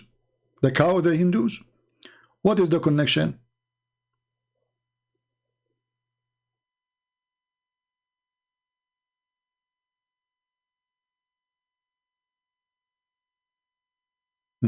A Muslim Abdul, he is posting for us chapter 4 verse 171. But my friend, the same verses you are posting for us are proving that Allah is an idiot. Actually, I challenge you to call me, read the verse for me, and then people will laugh at you, and it's your verse. Because the same verse says, say no Trinity, is the same verse confirming the Trinity, but in Islamic way. Shall we read the same verse you are posting for us? Why you did not copy the rest of it? You do not copy it because the rest is embarrassing. So let us go to chapter 4 verse 171, and then people will die laughing. Here we go.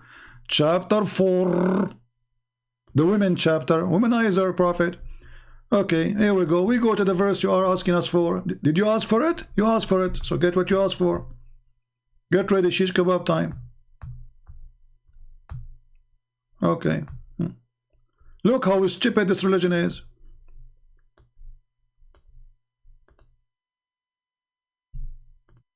Literally, the most stupid religion is.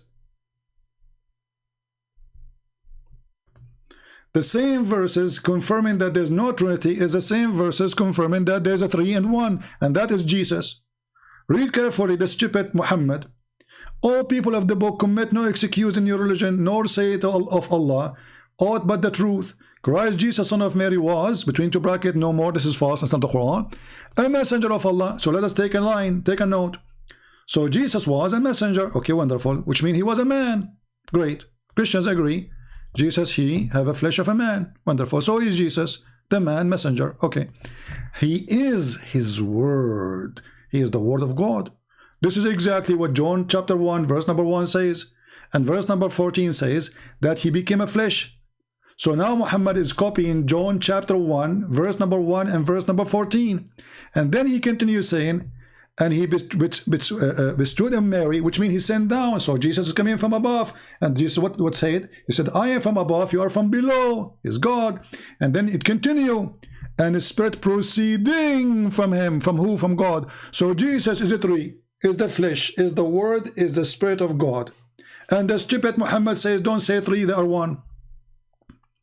Have you ever heard of a stupidity? And not only that, he is not only spirit, he is spirit proceeding, ing, which means the spirit which is in Christ is always proceeding from God. Do you see it? It's not created. It's proceeding. This is your Quran. The same stupid book says, don't say Trinity.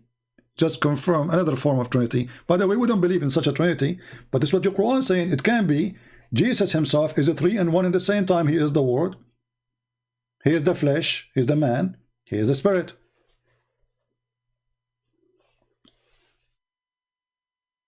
The problem is your God is a fool and your prophet is more foolish.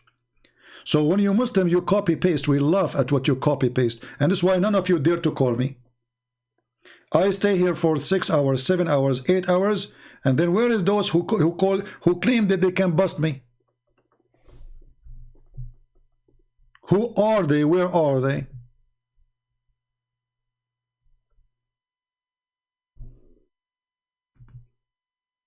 Again, a reminder, subscribe to our other channel if you like to join us tomorrow. Tomorrow is the last day before Christmas. Actually, it's going to be almost Christmas for those who live in Asia. So if you like to join us, we have the link in the first message you see when you enter the chat. Join us there, please, if you care for the topic. And remember that channel is there is not really for a debate. It's to study the Bible. So we will keep the language so clean. We cannot mention anything about Islam because Islam is very dirty. We cannot mention the name of the Lord next to the name of the filthy and the faith of Muhammad. All right. So I want to say thank you all for being here. May the Lord bless you. And I will see you tomorrow on my other channel if you care to join us. Until then, I say Merry Christmas and may the Lord bless your life. We pray for the Muslims. We don't hate them. And we will never hate anyone just because he's a fool. We are here to save them from the foolishness of Muhammad, from the deception of the devil Muhammad. So love the Muslims, don't hate them, but fight Satan, a real fight. Never compromise. The one who compromises with the devil, he is no Christian. The one who compromises his faith is no Christian. Muhammad is not Abrahamic. Even the Muhammadan, they say that, and we got them busted, and you know it. Thank you very much for being here. May the Lord bless you, and see you tomorrow in my other channel, Arab for Christ, studying the Bible together. Take care. Merry Christmas.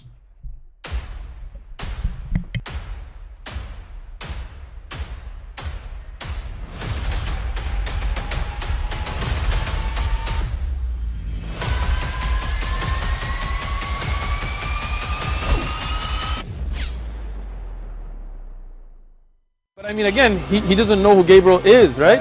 Because he didn't come from an Abrahamic faith. The people of Mecca were pagan. Quran is mentioned, if this book was from other than God, they would have found in it many contradictions. If a book is without contradictions, that has no bearing on whether it comes from God or not. I've had phone books that are inerrant, but I certainly don't think God gave them. That we believe without understanding. The brother asked a very important question, that most of the scholars say that listening to music, watching movies, and most of the television programs, they're haram. So how can we have fun? Let me tell you, brother, at the outset that having fun is permitted in Islam as long as the fun is halal fun. That the standard narrative has holes in it. The Prophet tells us because Satan or the devil sleeps over our nostrils. Those who oversleep and not pray Fajr on time, Satan urinates in their ears. I really do think Jesus was crucified and that he really was dead and buried. He thought that he was a son of God in the sense that he was specially chosen by God. I think Jesus really did think he was going to be the Messiah, the future king of Israel. I mean, that is, after all, why they crucified him.